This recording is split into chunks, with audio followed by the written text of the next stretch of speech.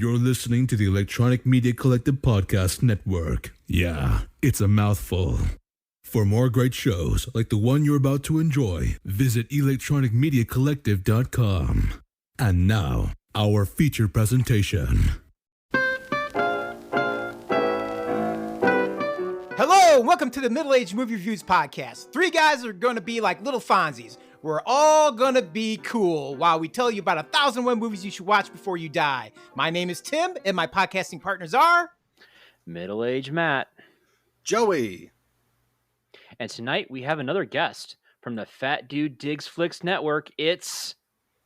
Andy. Hey, Andy, thanks for joining us. Can you tell our listeners a little about your podcast and what got you into reviewing movies? Yeah, I've been, I feel like a movie fan since birth, pretty much. And I've just loved watching movies for the longest time. And I used to like just talking to myself on a podcast form about whatever movies I was into. And that turned out to not be very fun. So I decided I would start having guests on the show. Having guests on the show turned into having co-hosts. So now across 3 different podcasts, I get to talk about movies and talk about the people who love movies.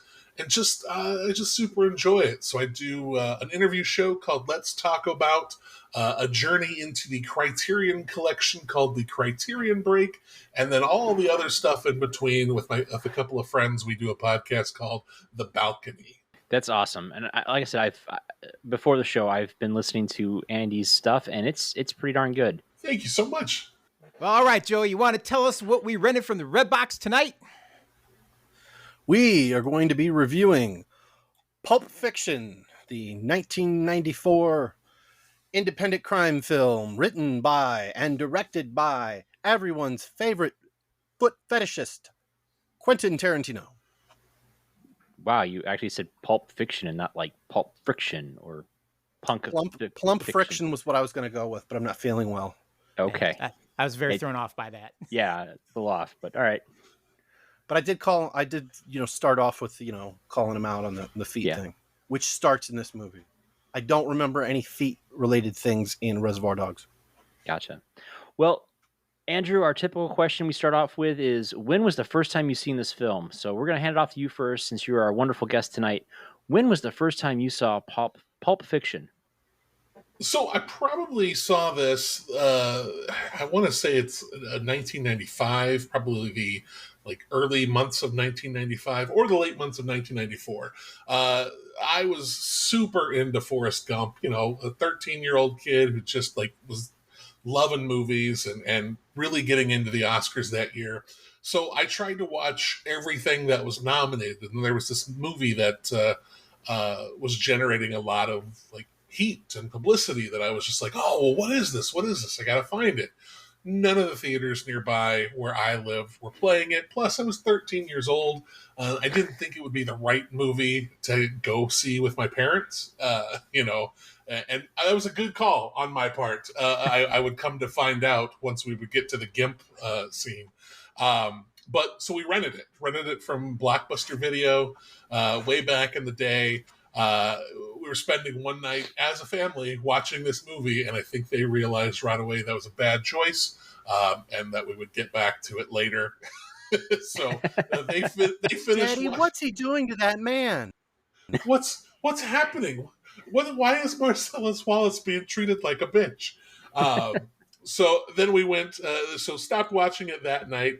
And then the next night, I kind of was like, well, I want to finish this movie. So I finished it on my own. And so either the early or late part of 1994, beginning of 95. And it's been something that I've really, really enjoyed ever since. Nice. I could see your parents wanting to watch it with you because there was that wonderful Bible verse in the movie. I mean, it was definitely a movie about Bible verses, Yeah. Very good Christian thinking film. Exactly. Lots of inspiration there. How about you, Joey? When was the first time you heard those famous words of Ezekiel 25:17? Son, when a gangster and off-duty rent-a-cop love each other very much, they want to express that love physically. I was in high school. I believe I was about around 15 years old, and my sister had rented it, so I saw it on VHS. This is definitely a movie where you notice more things, like the better quality you watch it in, such as bullet holes already being in the wall, stuff like that. People who supposedly had their head blown off, heads not blown off. Little details, titles of books aren't so blurry. But at the time, like, I was enthralled. I couldn't, I had to go to school the next day, and I said, fuck it. My parents are sleeping. I'm just going to keep watching this until it's over. I think I was up till 1 a.m. finishing it. There's 2 movies that I went to school really tired the next day. It was Pulp Fiction, and the other one was Billy Madison. And I have no regrets. Right. Well, how about you, Tim? When was the first time you got to see this now classic 30-year-old film? First off, I have to say, I'm just thinking about what Andy's saying. Like, if he had gone with his parents, I'm just thinking after watching that scene with the gimp, can you imagine that car ride home? Everybody nobody's saying anything. The elephant's in the room. Everybody's trying to ignore it. His mom's hitting his dad on the leg. Mom's hitting dad on the leg. Like, why'd you let him go to this? People have been explaining male rape to each other since Deliverance in 1972. Well, this is true, but Deliverance was, I don't think you actually got to watch the thrusting action, with, next to a guy dressed in a leather suit, that was brought out of a box. But anyway, so the first time, that was a nice touch. Gimp was new. People like, Gimp? Yeah. Was that man handicapped? Yeah. Quint's just sitting around the table going like, look, we all have seen Deliverance. How can we top this? And some guy's like, I don't know, leather guy in a suit out of a box. Like, great, let's go with that. I love it. Yeah, dude, we're totally doing that. Just make sure we can see his feet. But I think the first time I seen this film, I was in college, dating my wife. And I remember taking her to it, and she was like, this is a horrible movie. I don't ever want to see this again. And my, then girlfriend, now wife, watched it with me again, getting ready for this. And she looked at me, he's like, didn't we watch this? And I didn't like this the last time. I'm like, you may not have liked that. And then we got to that gimp scene, and she's like, are they going to anal rape each other? And I'm like, I don't remember, trying to look all innocent. She's like, you damn well knew this was coming. So yeah, she was not happy, to say the least. I made her watch this movie twice. But so yeah, the first time I seen it, college with my girlfriend, now wife, and it could be I may have to introduce her as this was my first wife, and when I get the second one after making her watch this twice. Is it the same leather gimp suit from The People Under the Stairs, or because that was the first? I didn't know it was a gimp suit. I knew it was something sadomasochistic and weird in The People Under the Stairs, but in this movie, the man's tied up and doesn't speak whole words. I don't know. I had to go back and watch People Under the Stairs again to let you know. It's a good one. So even better, did they bring it out? And they're like, here, put this suit on. I was like, why does it smell sweaty? Like, never mind, just put it on and get in the box. All right, man. Another actor may have worn this. It does. We can just kind of wipe it down. You can't wash it. Yeah. Well, it's pleather. Pleather, sir. Pleather. You know what happens with pleather. You got to use the powder. Like you guys, the first time I seen this movie, well, like Andy and Joe, the first time I seen this movie was actually, I rented it. It came out when I was 15. I didn't quite have my driver's license yet, but oddly enough, I didn't get to go to the video store and rent it myself. I think honestly my dad did, but the only reason why he rented it was because he had heard the soundtrack from a buddy of his. And so he ended up buying the soundtrack, and that's how I was first introduced to Pulp Fiction, was just from the music, the soundtrack alone. And there were so many lines that were actually included in the soundtrack that I knew before I even seen it in context with the film. So, so after going to that lackluster video and renting the movie and watching it, and again, similar situation, the elephant in the room. We kind of didn't talk about it, and just kind of moved on from there. Yeah, you get to hear it before you see it. You're like, I think that they're, and then he is. Yeah. And you don't know, who's really on him. You think it might be Zed. So, but thankfully, back then VHS was a little grainy, so there was kind of extra blurry. Yeah, So, you just see the thrust motions and stuff. But how about that soundtrack? Right? The soundtrack. There's no score. There's no score to this movie. It's just music that he chose for the film.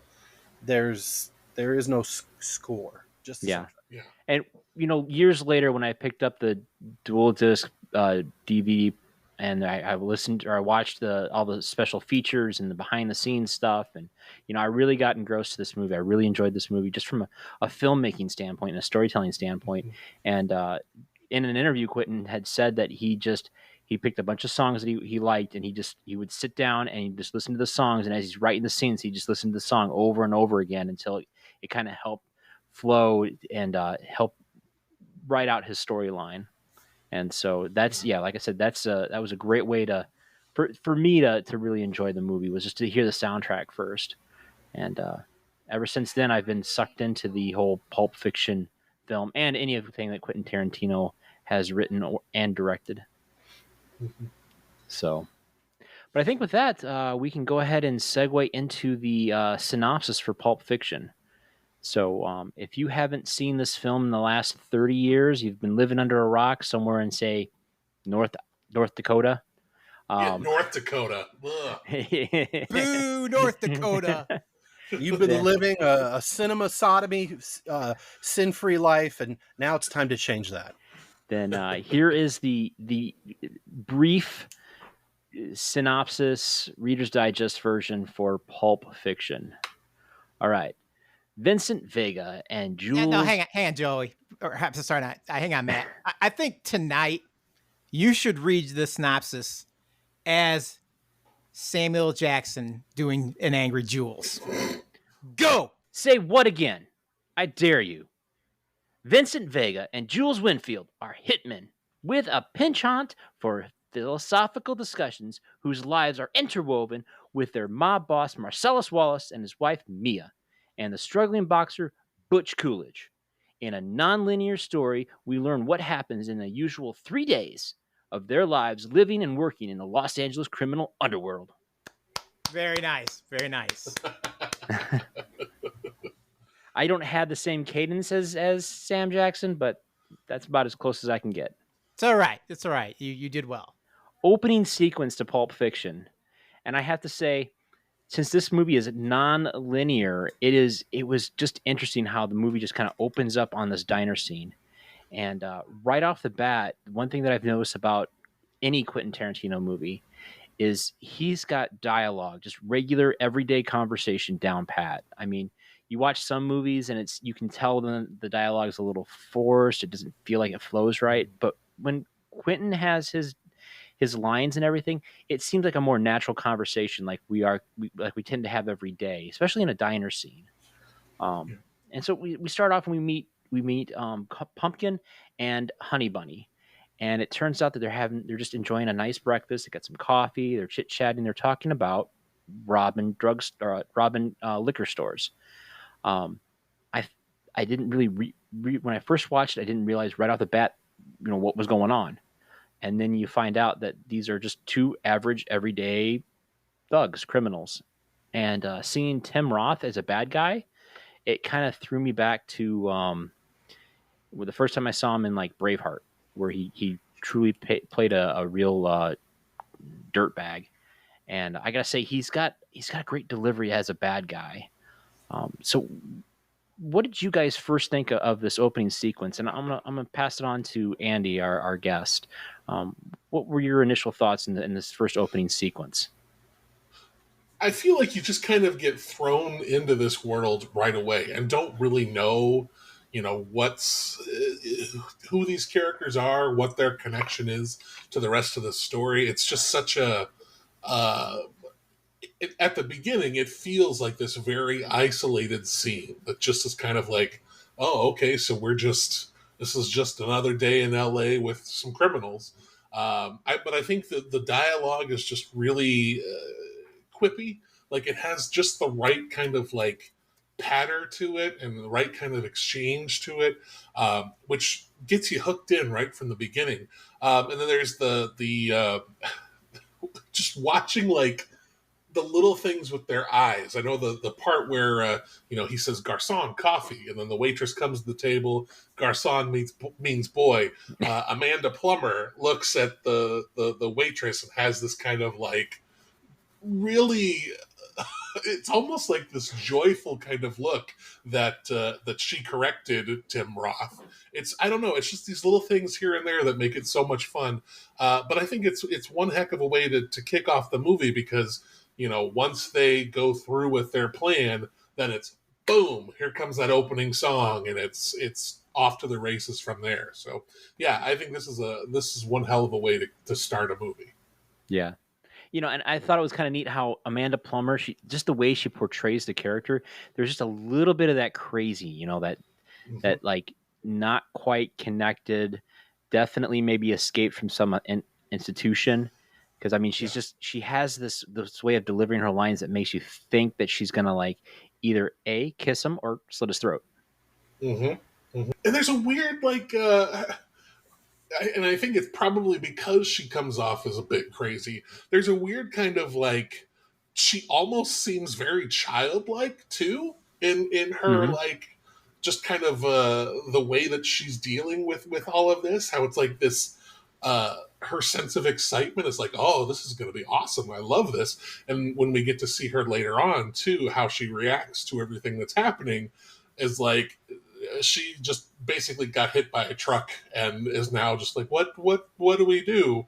And she feels very much like just a little kid who's like looking for their parents and looking for guidance on what to do next. Right. But yeah, I think she's kind of like the unsung hero of this scene. I think right from the get-go, like beginning with their conversation where they're discussing it, they're spitballing ideas. This is a movie where the conversations move forward the plot. Mm-hmm. And there are things that happen. They plan to do this, but this happens. You still, you don't have and you have buts, which is what you want in a good story. I read that from Trey Parker, the South Park guys. He says, you want a story with buts, not and. And that does happen, but there's a lot of things where like you're hearing the characters make decisions audibly. Right. Yeah, especially when after the conversation about holding up the diner itself, he's like, let's just do it now. And it's like, you can see that glint of excitement in Amanda Plummer's eyes. And, these two characters kind of parallel two characters in another Quentin Tarantino written movie, the Natural Born Killers. They seem very much like they could have been Woody Harrelson and Juliette Lewis.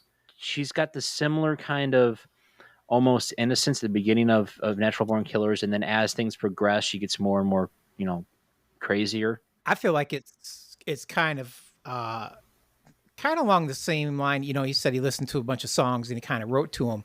He kind of wrote the beginning of this like a song. It's got a strong intro to it, and as soon as they jump up and they are like, "Oh, you motherfuckers, get on the ground," blah blah blah. It's the hook. It's the hooky riff at the chorus, and it's grabbing you and it pulls you into this movie. And I think maybe he either consciously or subconsciously did that, but that's exactly what this does. It starts the movie off, or the movie off with a real strong beginning, like a conversation that kind of draws you in, like, well, what's this all about? And all of a sudden it just, they turn it up to 11, they're jumping up, they got that hooky riff going on, the guitar is screaming, and the song's just moving forward at a breakneck pace at that point. So I thought it was really brilliant starting the movie off like this. Funny that you mentioned pace. Like, now, do you feel that intro's aged well in that he played almost 2 entire songs and showed the credits first? I didn't get bored with it. No. I think because you're so. I mean, it's not the first time you're seeing it, though. Right, this is true, but I'll be honest with you. I've only watched this movie 3 times in my life. The first time I seen it probably once, and then today. So it's almost like I watched it again for the first time. I remembered very little of it other than the briefcase part, and I think you're just so focused on like, what are these two? Are they really going to do this? Are they going to hold up the diner right now? You're kind of like, you can't wait to see what's going to happen here because it's got to go somewhere. You know what I mean? It would be disappointing if it didn't. So yeah, I think I think it paced out okay at the beginning.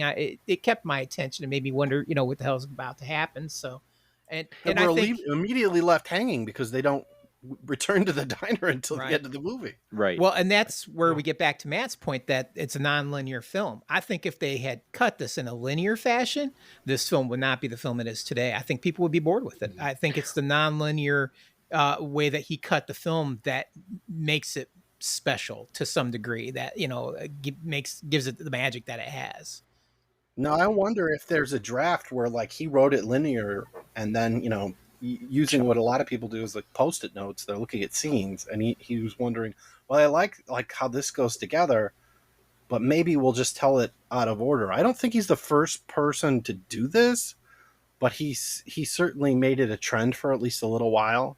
Oh, P.S. Tarantino didn't write Natural Born Killers by himself. That was collaborative effort with two other guys whose names you don't know. Go on. I think on that point, I'm sorry, man. I know I cut you off again, but let me get this out since Joey kind of brought up. I think that originally, I gotta get it out. I gotta get it all out. I think he meant to write this in a way that he was going to have other writer directors come in and write parts of it and film it like he did with Four Rooms. That was the original intention of this film. So that was a collaboration. Yeah. I think that's where this comes from. And then he didn't end up doing that, which I don't think we'd have the same movie had he. I think that's, him writing the whole thing kept the magic because let's face it, Four Rooms did not go the way anybody thought it would. You watched and you're like, wow, that was super disappointing. So I think had that happened with Pulp Fiction, we'd all be there. This we would not be talking about this movie today. Funny that you should mention viewing it linearly, because that was actually one of my questions later on after we covered the story. But I'll go ahead and ask the question anyway, since you've already segued to it. Do you? Obviously, Tim, you've already decided that it wouldn't work as well linearly. I'm on the other hand, I think it would still work linearly. It would help the Vincent Vega character because you see him dead halfway through the movie, and then he comes back towards the end. But yeah, honestly, in my opinion, I think it would still work as a linear story. I didn't get confused. Like I saw the weird clothes earlier. They don't explain it, And so, it is a discovery process where you're like, when did this happen within the story? And his death really kind of lets you know. It's like, oh, right, that already happened. I mean, yeah, it's not super choppy where you can't put the scenes together in your head. But if he didn't do that, I think it would still work as a film. How about you, Andy? What do you think? It's so funny. I don't know that I've ever thought about it as how it would play, in its linear fashion, because I think that it being disjointed and it being kind of cut up really is part of the gimmick of the movie, and I think a lot of the reason why the movie is so successful is because of that gimmick. Now, I do think that the characters are strong enough, and the dialogue is strong enough, and everything that's happening in the movie is compelling enough that we're still going to be, into it and still be invested. But I feel like that it being spliced up and told so out of time is really what makes it as special as it is. And I do remember the first time that I watched it. You watch that first section with Pumpkin and Honey Bunny, and then you go this almost whole length of a movie, and then at the very end they come back and you're kind of transported back to the opening scene, and it was kind of like this. Oh, now, oh my gosh, how crazy is this? They're gonna run into these people who we have seen just like blow off somebody's head, what's going to happen next. So I think it's really interesting the way that it is pieced together. I think, like you said, I think it would work, but I think there's the magic of the movie kind of comes from it being told out of linear time. Gotcha. Yeah, it definitely was a revolutionary new way of storytelling. I mean, yeah, there's probably been a movie in the past, but Pulp Reservoir Fiction. Dogs. Yeah, okay, Reservoir Dogs. The other Quentin Tarantino movie. But yeah, this one definitely launched the whole movies out of sequence. I mean, we've already talked about Four Rooms, which again was tied to Quentin Tarantino. Is there any other movies out there that Quentin didn't have his hands on that kind of does that, out of time, out of sequence thing? Memento doesn't count. Memento. Yeah, it came later. So did Four Rooms. So, this is something we should have researched before. Yeah. Going to Reddit. Rashomon, but that's a whole different other type of thing, because it's telling, it's kind of going back and retelling the story from another perspective as well. So you've got it not only out of time, but also from a different point of view. So Right. It's kind of this, it's doing multiple different things so to keep the story interesting. But I hate that I can't think of any other one. Funeral Parade of Roses, 1969. Someone is proclaiming it as the GOAT of chaotic nonlinear narrative. Okay. So he wasn't the first. He's just the most well-known. Yeah. I'd say other than that, probably most of the movies we've seen that would even come close would be the ones that would start off with some kind of scene, and then you'd see 5 minutes of a scene and be like 30 years ago, then it would flash back to like 30 years ago or something, and then you'd watch the whole film. That would make that beginning piece, make sense, and then they would have a little bit at the end, and that would tie it up, but it wouldn't be completely nonlinear. It would just be there would be like 5 minutes of the end, the whole movie, and then the other 5 minutes of the end kind of thing. That was probably as close as we got, other than one Joey just mentioned. Gotcha.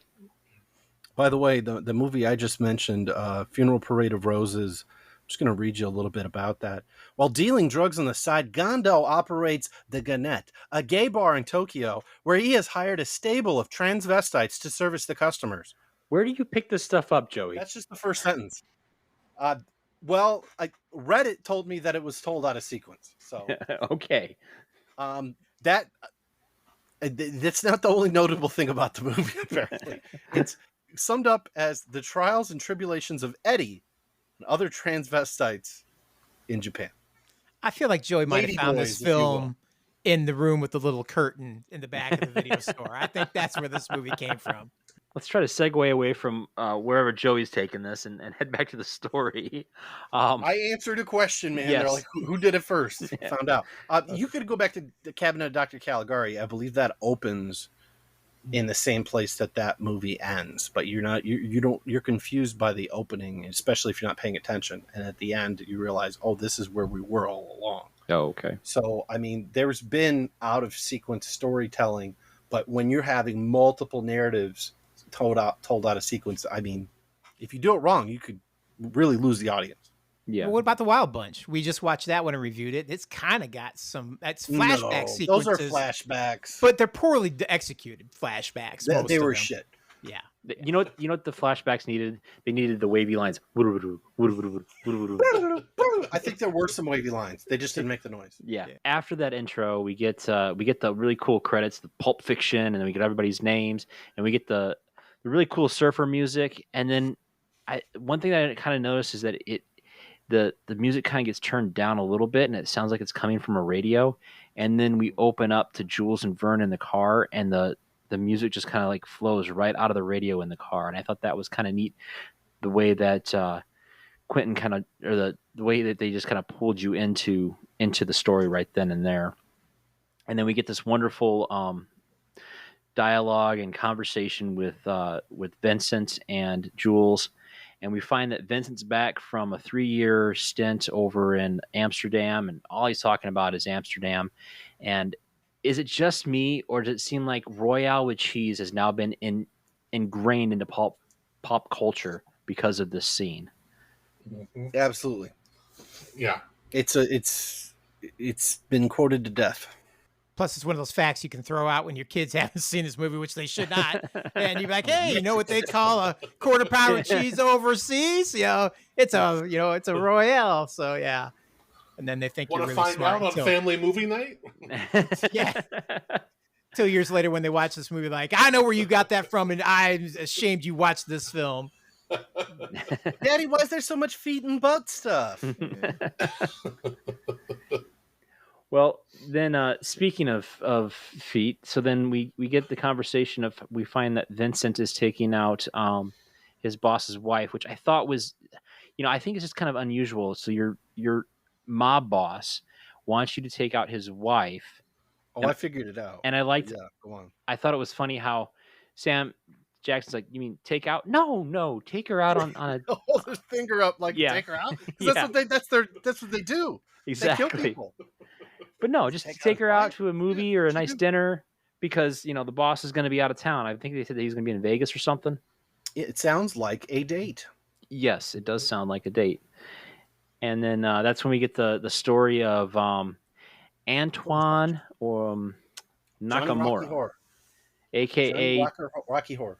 yes, Tony Rocky Horror. Tony Rocky Horror. Sorry. Yeah. Then they go to Johnny Rockets later to eat. I messed it up. So we get the story of Tony. No, it's not even called Johnny Rockets. I fucked that up too. Fat Rabbit Cocksucker Slims or something. Go Jack ahead. Rabbit Slims. Thank you. So this review is not going to be non-linear review as we just bounce Exactly. around. All of our reviews are not. That is true. Well, We forgot to talk about something. so we learned about Tony and how he evidently he was thrown out of a window by Marcellus Wallace because, and according to Jules, because of a foot massage. I was curious if maybe it was because he slept with his wife, or maybe he stole money from Marcellus Wallace. You guys have any ideas? Oh, it was definitely Mia definitely reveals later that it had something to do with Marcellus's business. Because as she explained, the only time he ever touched me is when he shook my hand at my wedding. Right. So clearly it was just water cooler talk.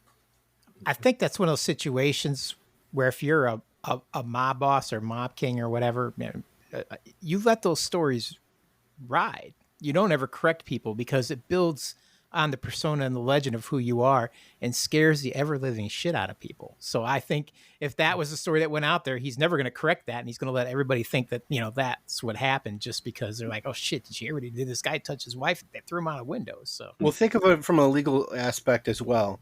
So if they're trying to prove in a court of law he threw him out the window, and everybody's saying it's because of something going on with the wife, and there's nothing to support that because it's bullshit. Right. So he has no motive, and then he's innocent. So he's not going to advertise to anybody what that business was that went sideways. But clearly, if you try to double cross, take money, or keep something of value and not tell Marcellus Wallace about it, you get fucked up. And clearly they were going to kill him when they threw him off 4-story building, but he lucked out and just got all fucked up with a speech impediment in the greenhouse. Maybe there was no finishing him off. They're like, we got to get the fuck out of here now. Right. But he made his point. The other guys, stutters too much to even fucking tell anybody. And Marcellus later on, he tells you, like, in another situation, he says, you're not going to ever discuss this with anybody. This is between you, me, and that rapist motherfucker over there. Right. I think the magic of that scene, though, everybody focuses on that story. And for me, that's not what that scene is all about. It's about two guys that are on their way to do a hit, just having a casual conversation. They're even pulling their guns out of the trunk. You get the cool camera scene from, where there's somebody's in the trunk with the camera and stuff. And they stop for just a second and ask, like, how many motherfuckers are up there? Oh, we should have shotguns. And they just keep talking about this. They go up to the door. He's like, what time you got? He's like, oh, it's, it's like 1:45. He's like, well, we got a couple minutes. And they go down the hall because they want to finish this fucking conversation before they go in and shoot these guys up. So I'm like, that is really the magic of the scene for me. It's like two guys like, hey, let's, we got time. Let's finish this. And then they go, okay, let's get our game face on. So it had to be at 7:30, Tim. Yeah. If you watch it again, they'd never knocked. No, they never did. The door cousin answered the door at 7:30, just like he said he would. Yeah, the door just opens up automatically. There's no knock, Correct. which I thought he didn't want anybody to know they were coming. He just opens the door and they're there. Yeah, he was acting like he was going to go look for the paper or some shit. The other thing that I thought was interesting about that whole scene, though, was the way it was shot, because we follow them up to the door, and then the camera stays at the door and shoots down the hallway. So you get this long shot of the guys walking down the end of the hallway, and it's the way it's framed. You see the hallway, you see the doorwell to the next hall, and they're just sitting there talking. And I just thought that was a unique way to kind of give the feel of this hallway and this conversation, how it's just like an everyday kind of thing. That's the kind of thing. It's Well, Very really ordinary looking shitty apartment building. Very much so. I think too, it's really setting up the relationship between Jules and Vincent, and it's by doing this super casual conversation while they're in the midst of like going to kill some people. They're just having a talk. So it's like it sets up that they've worked together before. They probably go way back. They've probably been pretty close friends together, doing this kind of stuff all the time, probably before Vincent went to Amsterdam. And it's just kind of reconnecting and showing that they have this bond. And I think it's a really clever way of doing that by just having like what is the most I don't know, kind of laid back conversation to have, and that it keeps going. That they could just get their game faces on and stop and wait, but no, they're more concerned with talking about what happened to this guy and what Vincent has to do. And yeah, I just think it's a really great way of setting up who these guys are and who they are to each other. They both know that they're killers, and there's some level of respect with one another, but at the same time, they both have scenes where they're upset. Jules tells him, "You're starting to piss me off, back off," and then later we hear about, you don't drive a car when it's in the red. So they know where they can go because they're violent people, and they're trying to actually diffuse the situation by giving the other person an opportunity to cool it off a little bit. Right. And then they just move on because things are happening. It's interesting. It's like, these are murderers. They're hitmen. Well, I think this is where we start to go off the beaten path as far as into Tarantino land. I mean, normally up till this point, if we'd have seen a film like this with a couple of hitmen, that scene would have been them talking about going, how many guys are in there, getting in the trunk, you got your guns, let's put on our vests. Okay, this is how we're going to do it. It would have been the build up to the scene. And they wouldn't have been main characters. They would have had one name or no name or numbers next to, thug number 4. But even if they were main characters, it would have been all business. You know what I mean? Yeah. Instead of two guys just shooting the shit on the way to their day job. This is their day job. Like, this is just what they do. It's, where normally it would be, very calculated, and they'd be kind of talk about what they're going to do and how they're going to breach the room and, all that kind of stuff. And it wasn't. It took all that tactical stuff out that you're used to seeing, and just like, this is just what we do as our day job. Like, we don't even think about it. It's just, let's talk about this foot thing. All right, 7:30, in the door we go, kind of thing. So I think that's where Tarantino shines a little bit as a writer, because he makes it a more personable, human thing. These are just people this is their day job. I mean, that's how he approaches. This is what these people do. And this is a day in the life. So that's part of the magic of the film. It's a day in the life of all these really weird, fucked up people. I think they don't kill people every day, but sometimes they get asked to kill people. I think he has a great way of humanizing his characters. You get to get inside their heads and get more of an empathy with each character, whether they're a good guy or a bad guy, a hero, an anti-hero, or whatever. You get into their heads and you get to understand how they think and everything. And that's a great tool that Quentin uses in his storytelling. Long before I drank your milkshake. They've got Jules eating your big Kahuna burger and then finishing your soda. Yes. That hit the spot. Never blinks, stares him right in the eye. It's like, I'm in charge here. I'm intimidating you by literally eating your lunch, or in this case, a strange breakfast. And I got to say, I like how when he comes in, he's like, oh, no, go ahead, sit down. Don't get up. It's okay, flock of seagulls. Just sit down. And then Jules immediately crosses the room. Not Jules. Vincent immediately crosses the room. Has already taken position behind those guys. So that he's not a talker during this. And you know that these guys are professionals. They've already scanned the room. They've seen all the threats. They've kind of sized everybody up. Jules is making this awesome speech, which leads us into Ezekiel 25:17. I don't have it written down. I don't have it memorized, but they paraphrase it anyway. Yeah, it is paraphrased, but basically it's, I am the Lord, and vengeance upon thee. And then basically empties an entire clip into Brett. Well, he shoots the guy on the couch first. Flashes of gold. Yes. Yeah. Well, I like how he shoots the guy on the couch first, though, when he's like, he's talking, and he's like, what? And he shoots the guy on the couch, like, do I got your attention now? It's like, holy shit, yes, you do, he already sir. told him once, I don't want to, you're not going to talk your way out of this. And the guy proceeds to try to talk his way out of this, and he just interrupted it with. did you guys notice that when he did shoot the guy on the couch, there was no muzzle flash? I did not notice that. Yeah, so as I'm watching, I'm like, all you see is him hold the gun up, you hear the sound, and then he pulls the gun away, and then you get the reaction of the guy getting shot, but you don't see a muzzle flash. You don't get the action of the gun going off. I was like, huh. It could be that the blank didn't generate a flash, and that they weren't going to go back and try to paint one in. Right. Like they would today. I will have to go back and watch that on the 4K, but my guess is there was probably some gun recoil. So they might have had like a quarter load of gunpowder or something like that. One of those things we'll have to go back and overanalyze. And this is a movie that lends itself to that.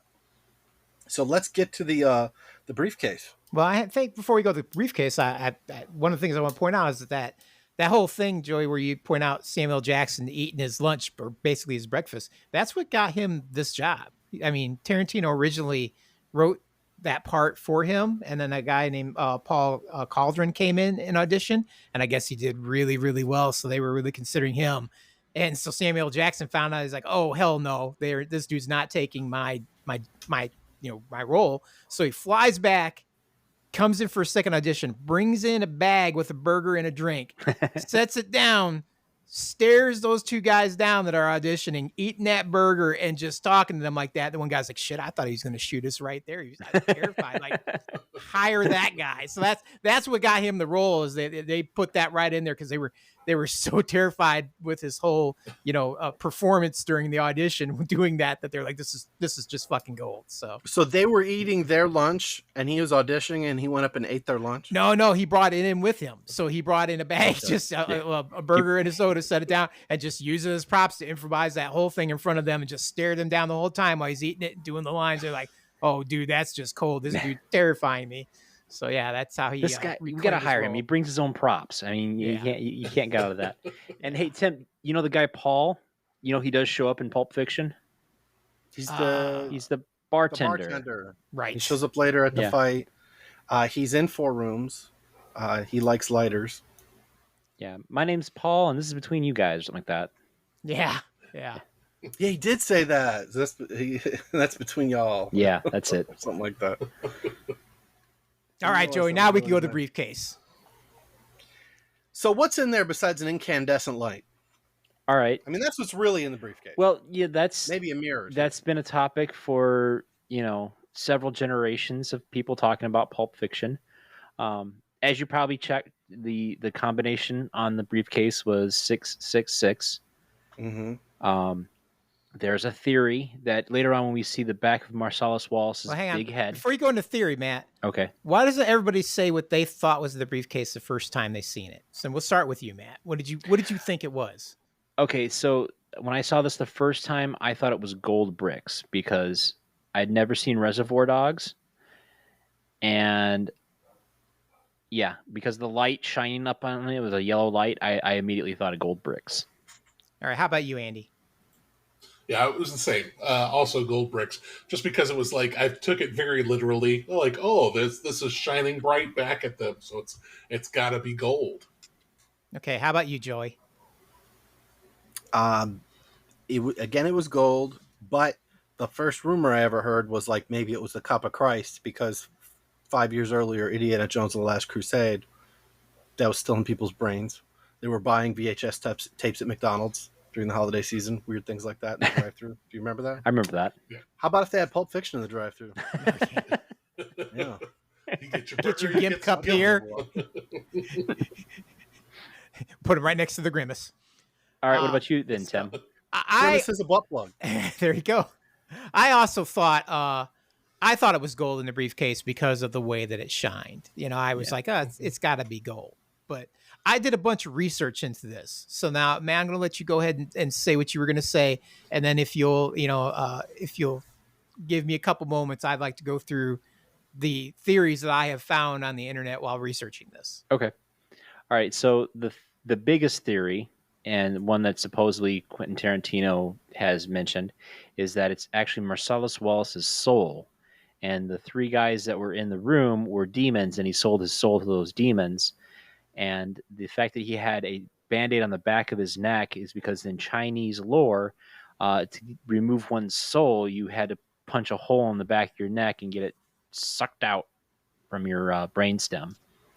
Those were the biggest pussy demons in the world.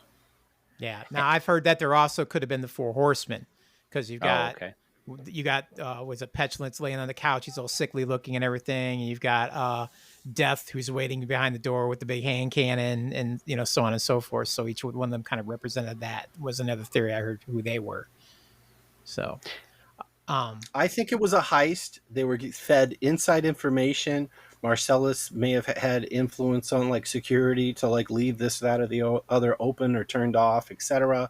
They went and did the heist, and they found something extra, and they're like, you know what? He didn't mention that. Marcellus doesn't know that that was in the safe, or whatever the case may be. Maybe they robbed a house of someone rich. If he doesn't know about it, then it's ours, and we don't have to split it with him. I think that's what happened. I think it's some beautiful golden artifact, clearly worth a lot of money, and they kept it from Marcellus Wallace, and they got ratted out by Jules' cousin. All right. So what are the other theories, Tim? Here's what I came up with, and I tried to go with the ones I thought were the most relevant. Here are the main theories. So the first one is always, it was the diamonds from Reservoir Dogs, which makes a lot of sense. I'd never seen it, so I would not have put that together, but anybody who's big into Quentin Tarantino and seen that movie first, that's the first thing they went to. The second is Marcellus' soul, so that's usually the biggest one. The last big one that I usually read about was Elvis's gold suit from True Romance. So I thought that was an interesting one. It comes up a lot, so I was like, okay. Now here's the ones where we start to get, a little off the tracks with it. And these are all Reddit theories, and I'm going to go from the most mundane to the most incredibly crazy one that they had out there. So number one is heroin. And that would kind of make sense. Drugs. Second is gold. So that kind of goes along with what most of us were thinking. The third one is... That would mean that Tim Roth's character is a complete fucking heroin addict, because he's like, it's beautiful. Yeah, exactly. The third one is brown dope. Printing plates for American money, which would also shine possibly inside of the briefcase when the light hit it, because they're very shiny if you've ever seen one. The fourth one is the Holy Grail, so that lends to what Joey has read. The fifth one is an Oscar, because that's what Quentin Tarantino wanted. That's funny. Yeah. The sixth one, the case presents to the viewer what they most desire. So that's why every time somebody looked in the case, they're like, oh, is that what I think it is? And the other person would be like, well, yeah, because each of them were seeing something that they desired, which I thought was an interesting take on it. The second to the last, and not quite the most outlandish, but I thought it was funny. Somebody said, I think it's the alien remains from Repo Man from the trunk, which I thought was kind of funny. Not very many people lend credence to that one, but I was entertained enough to put it on the list. And the last one is God himself, which leads to either the Four Horsemen or the demons or something like that. Like, because there is a lot of religious overtones in this film. And, anybody who's seen this, like, and is holding the case is kind of safe, because at the point where they're holding the case, that's when the guy comes out and shoots them and all the bullets miss them and stuff. Anybody who physically has the case in their hand at any given time seems impervious to anything bad happening. But as soon as they lose it, bad things, befall them. Like, those guys, the kids had the case and then they took it from them, and then sure enough, they all got killed. So and somebody went to a very lengthy explanation into this and pointing out like how everybody was saved by it. Now I'm not going to go into that, but I thought it was an interesting concept as well. So that was the most relevant and most outlandish theories I could find that kind of came up over and over again. So I thought it was pretty entertaining. Gotcha. It's interesting. The only ones that I've heard have been the soul and the diamonds. So Ving Rhames confirmed that he cut the back of his head shaving. Yep. Let instead of trying to like shoot around it, I don't think we're going to be able to accurately cover that up. It's going to look like shit. fuck it, let's own it, and make it prominent, and let's do it. Let's introduce him that way. He's got a big band-aid on the back of his neck. So there's one last thing I wanted to mention about from a film standpoint in that scene with Vincent and Jules killing the guys. Just for like a split second, the frame code goes completely red, and then it just continues on. I just thought that was a neat little visual cue that there was like all this death and destruction happening. Right when they there. were shooting? Yeah, when they were shooting, it was just it flashes gold. Does it flash gold? Because I thought it flashed red. Looked pretty golden when I just watched it. I must have missed it completely. My old eyes can't pick up on that. And Jerry Seinfeld's hiding out in the bathroom. Comes out eating cereal. What's that? Yeah. He's eating cereal. And he has a. Did you see the size of that gun? Yes, he comes out with that hand cannon. It wasn't that big. Yeah. And empties the whole thing at Jules and Vincent, and then they just turn their guns on him and just blow him away. And as they look back, I loved the Phil Lamar in Gump Fiction playing his same character from Pulp Fiction again, and they did it in the same apartment. And he slumps down in the corner. He goes, "Not again!" Best parody ever.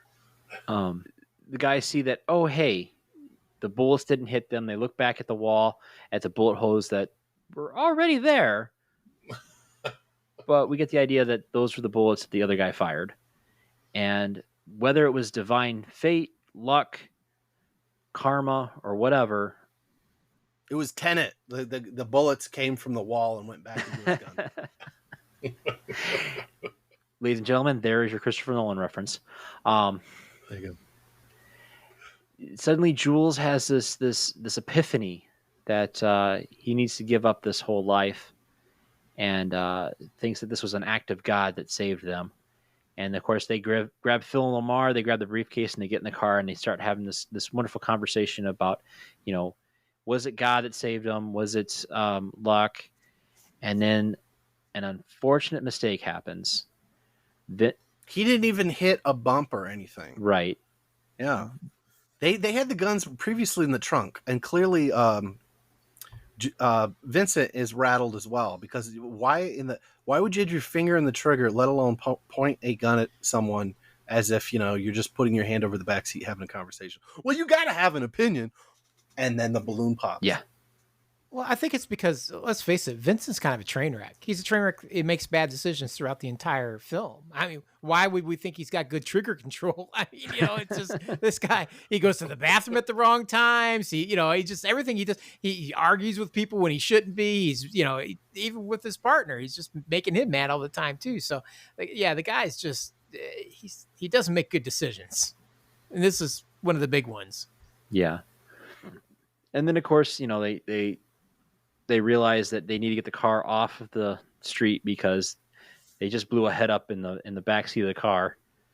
And first thing that they think about going to is Jules' friend Jimmy.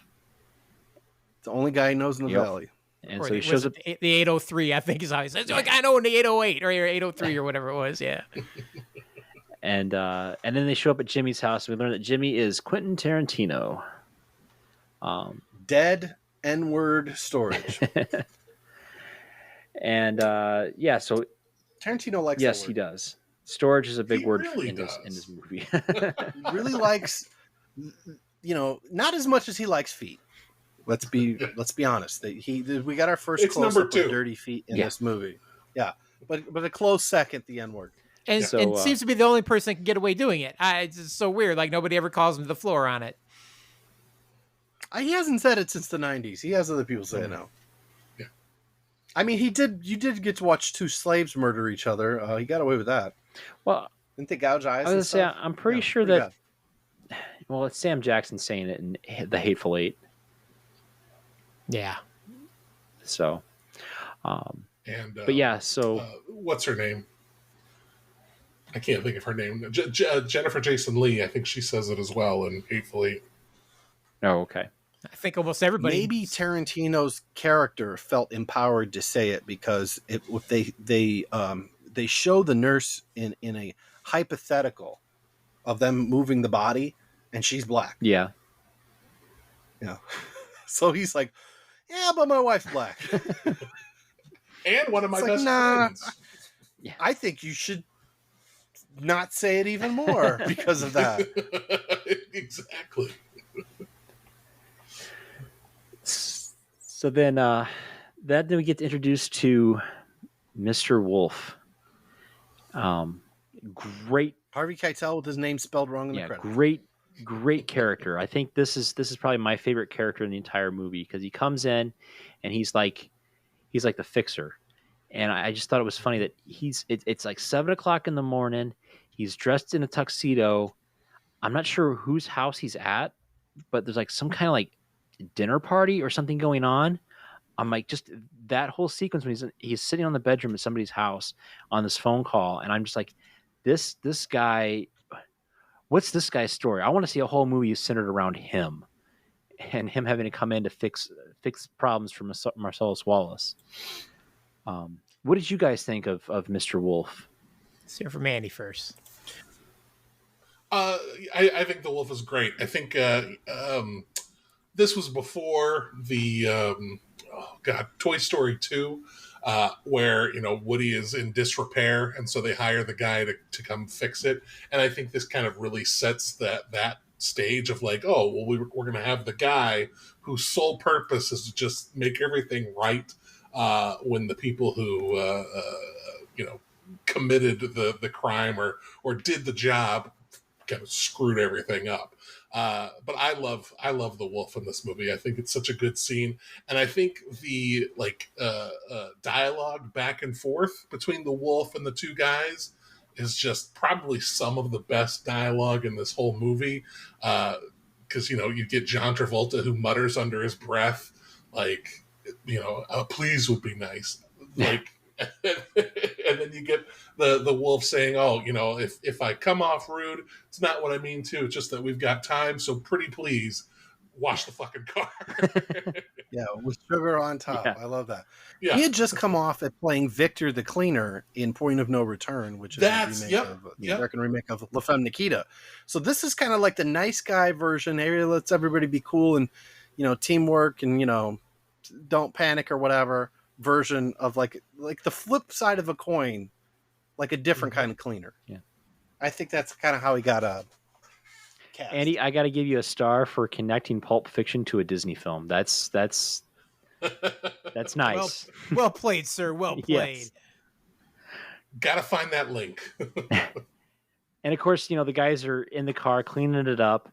And I thought it was hilarious that Jules is in the back seat cleaning up the majority of it, and Vincent's in the front seat. And they had that. His own brain. And and he's getting yelled they at. had that whole argument, and he's like, "You get back here! You cleaned up this." Well, and again, fuck it, we're switching. Two scenes again where Vincent. It was like two siblings arguing over doing chores. Well, and it's in two scenes exactly again where, like I said, Vincent, he's kind of an idiot. Like he's arguing with the Wolf, who's been called in to fix his mess, and as you say, he's like, "Well, please be nice." Like, dude, you just blew the head off of a guy. I'm here to clean this shit up, and you want me to say pretty please? Like, what the hell's wrong with you? Get it back here and do this. And then Samuel Jackson's like, and he's having the same argument over and over. He's like, you're arguing with this guy, now you're arguing with me, and I'm doing the crap job, or the crap work back here. What the hell's wrong with you? He's just like, yeah. So, yeah. Again, not good decisions, doesn't know when to shut up. Yeah, Vic Vega is definitely the calmer of the two brothers, but definitely the more evil. Yeah. Vic Vega being Michael Madsen in character in Reservoir Dogs, and we're never going to get the Vega brothers movie. It's not going to happen unless they make it happen when they're teenagers, maybe, and then they just cast two different people. Who knows? But Tarantino seems like he's going to do one or two more movies, and he's done. He's very focusing on being a father. Gotcha. So wants to bring his kid up so he can show him Pulp Fiction. That's right. He buys him old, expensive Planet of the Apes original toys and then watches his son open them. Come here, son. Let me show you what made Dad all his money. Sit down. This is going to be a ride. Don't you like Dr. Zaius? No, Dr. Zaius is stupid. I don't know what that is. Anyways, yeah, he's kind of like in Dadland now. Gotcha. So So they clean it up, and they got the best washing scene with a hose since Yeah. or First Blood. Yeah. And then, of course, after they get cleaned up, that's when they get the volleyball uniforms, the volleyball attire. And, I love it. It's like, well, you think it's funny, huh? Look at a couple of dorks. You're fucking clothes. Close. and then they take the car, and I think it's funny that the Wolf drives the car, and then Vincent drives the Acura, or it's an Audi, right? No, it's Acura, I believe. Okay. And then they wind up at the Acme Auto Parts junkyard, and Joe's Truck and Tow. Yeah, and they the Wolf asks them, "I could give you guys a ride somewhere," and then you hear them kind of like arguing or whatever about where they're at, and he's like, "Oh wait, I see something in your future. I see a cab ride," and then the guys end up taking the cab ride to our opening sequence in the diner. Move out of the sticks, fellas. Yeah. And then he takes the lady who plays Pat from Saturday Night Live on apparently a lunch date. Or he takes her out to breakfast. I'm not sure. And like when he looks at her, he's like, see that? That's respect. That's what's nice. And then we're back at the diner, and we get probably some of the neatest events in a bank or in a heist or robbery of a diner. You know, we see everything happening, and all of a sudden we see that Jules. Oh wait, no, I'm getting confused here. Hold on. What you mean walk the earth? Yes, so like Kane and Jules and Vincent are having a conversation, and motherfucking bum. Every once in a while you can kind of hear other people in the background, and you can hear the garçon from earlier in the movie. Mm-hmm. And then, of course, this is where we get the second poop of the day for John Travolta. Mm-hmm. Last poop of the movie, second poop in linear time. And then that's when the robbery takes place. Thoughts, opinions? What do you guys think of this whole diner sequence as it wraps back around to the beginning of the movie? The best part's the wallet reveal. Mm-hmm. It's the one that says bad motherfucker on it. And in fact, you can buy a bad motherfucker wallet, both official and unofficial, all over the internet now. Yep. Which kind of becomes Samuel Jackson's like kind of persona. He adds that into his lore as an actor, and he even puts that on his lightsaber. This is his first big motherfucker movie? Yeah, and then he puts that on his lightsaber even. He doesn't put big, bad motherfucker on the lightsaber, but he puts like BU or BMF on it. So because it becomes ingrained in who he is, the lore of Samuel L. Jackson. These Monday, Friday snakes on this, these monkey fighting snakes on this Monday, Friday plane. Monday, Friday train. Yeah. There was a Snakes on a Train movie. There was, that was the asylum version of the Snakes on a Plane. The Mockbusters.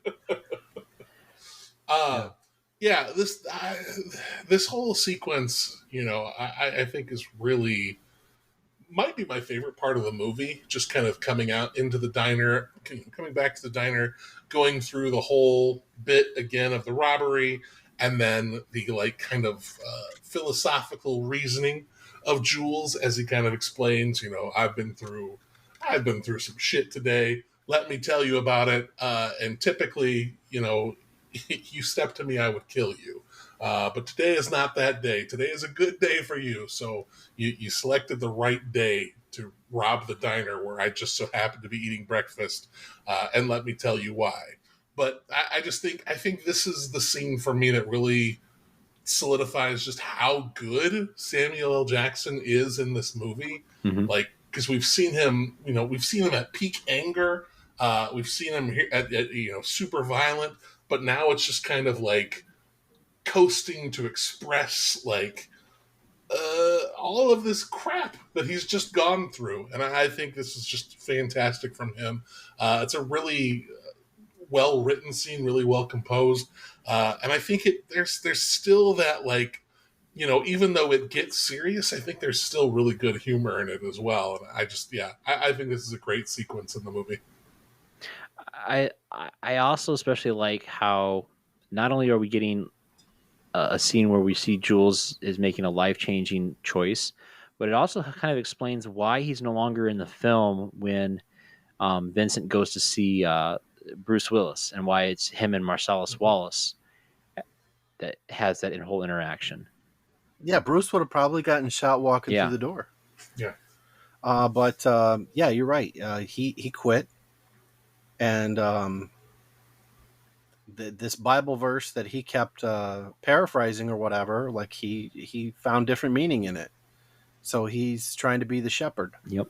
So you did get to see a character arc in the movie where someone decided that they were going to give up this life, and he was really. I mean, this is the guy who ate somebody's lunch or breakfast and then fucking murdered him. Yeah. So he's Yes. changed. He's still tough as nails, but he's not taking any shit. But he's gonna try to walk a different path. The thing I like the most about this scene too is that you've got Pumpkin and Honey Bunny who think they're the two biggest badasses in the diner, and they're holding this place up, and they are in total control. And they find out they are far from the most dangerous thing in the diner. And that's a scary position to be when you're in their shoes. Like, you know, you go from being the wolf to the sheep very quickly, and in just a matter of seconds. And I think nothing articulates that more than when she starts to have the breakdown. He's like, "How you doing over there?" And she's like, "I gotta pee and I just want to go home." Like, it really emphasizes I'm not as bad as I thought I was 20 seconds ago. So I thought that was a really interesting, sideline, for this whole scene outside of the excellent performance by Samuel L. Jackson. Yeah. What's Fonzie like? He's cool. Yeah. We're gonna 5 little Fonzies. And I like how he starts when he's like, "You might be surprised, but this isn't the first time I have had a gun in my face." And and he just says it so matter-of-factly, and it kind of pans back to Pumpkin, and he's like, "Shit, I am so screwed." He knows at that moment, like, this guy is just, that things are going to go bad for him. And I think bit off a little bit more than he could chew. I think another neat thing about this is also the professionalism that both Jules and Vincent have, because you don't see Vincent again until after Jules says, "Ain't that right, Vincent?" And then you pan over and you see he's got Honey Bun covered after he came out of the bathroom, and I was like, "Oh yeah," because you don't see him until after Jules says something. He came in quietly, and then he almost breaks it up. He's like, "I'm going to shoot this motherfucker on principle alone if you give me your money." But I think he kept his wallet and gave him the money in it, and it was, it's like, this is a pretty nice take. Yeah. Right. And then they tuck their guns in the waistbands of their fucking dork shorts, and they walk out, and it's the end of the movie. Can you imagine being one of the patrons there and just having gotten robbed, and then to have these guys pull their guns, send the robbers on their way, and then you're like, "Oh shit, I still don't know if we're safe." Like, these two guys are still in here with these hand cannons. It's just like, it's bad enough they got robbed, but nobody's going to believe that this happened on top of it. It was just crazy, Yeah.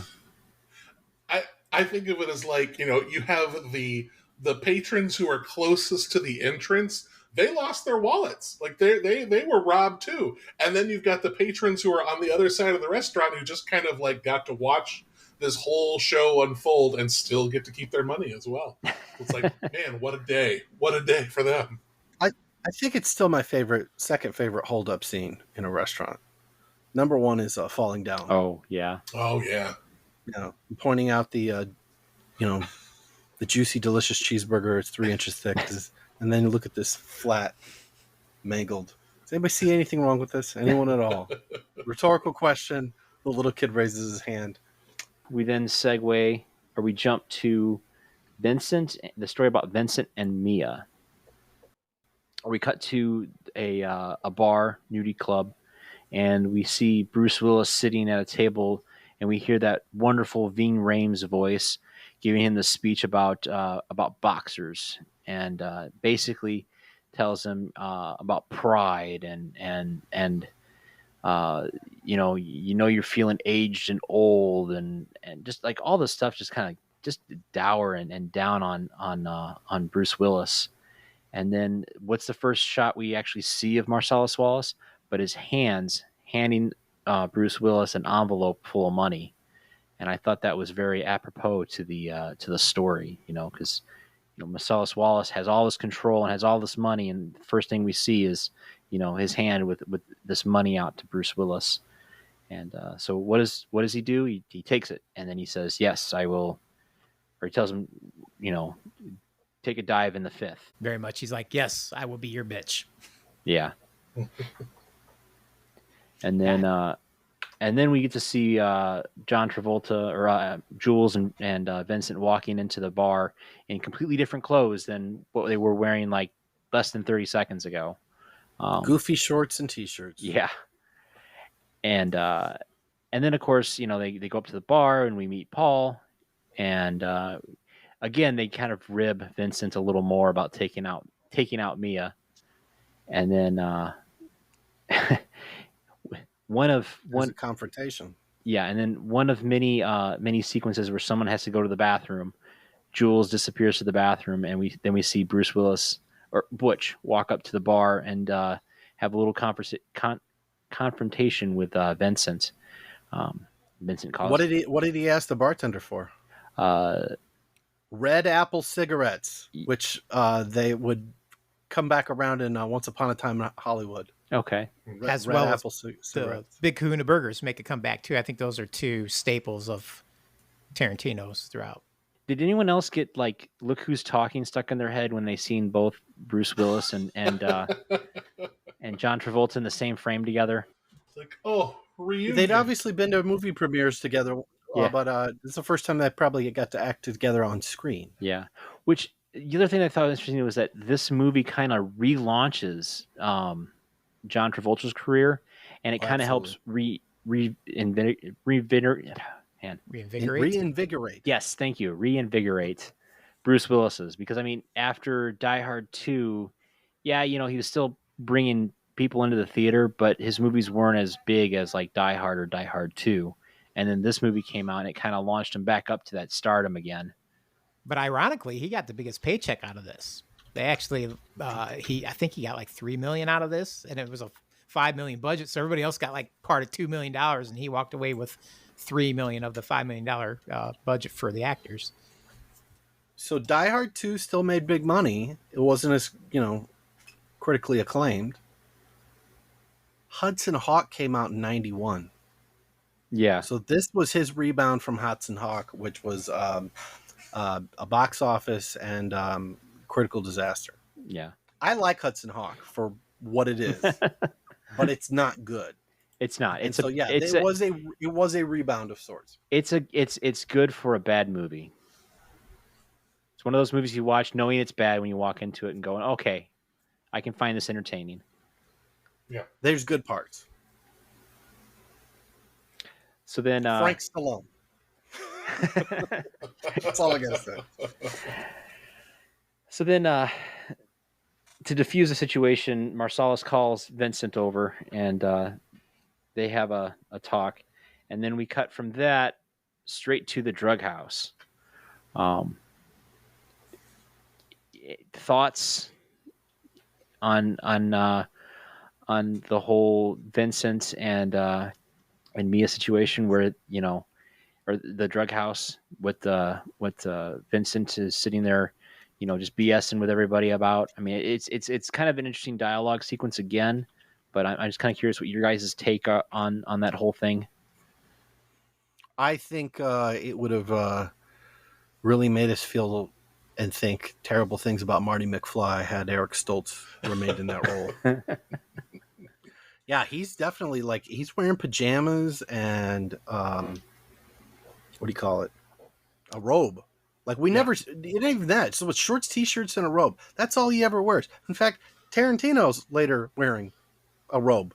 But this guy's, smoking cigarettes and eating Fruit Brute, which I don't think had come back yet at that point. No, I think it's about a 10-year-old box of cereal at that point. Yeah. No judgment on eating cereal for dinner, but just smoke a cigarette in your house and eat it. You have very low aspirations.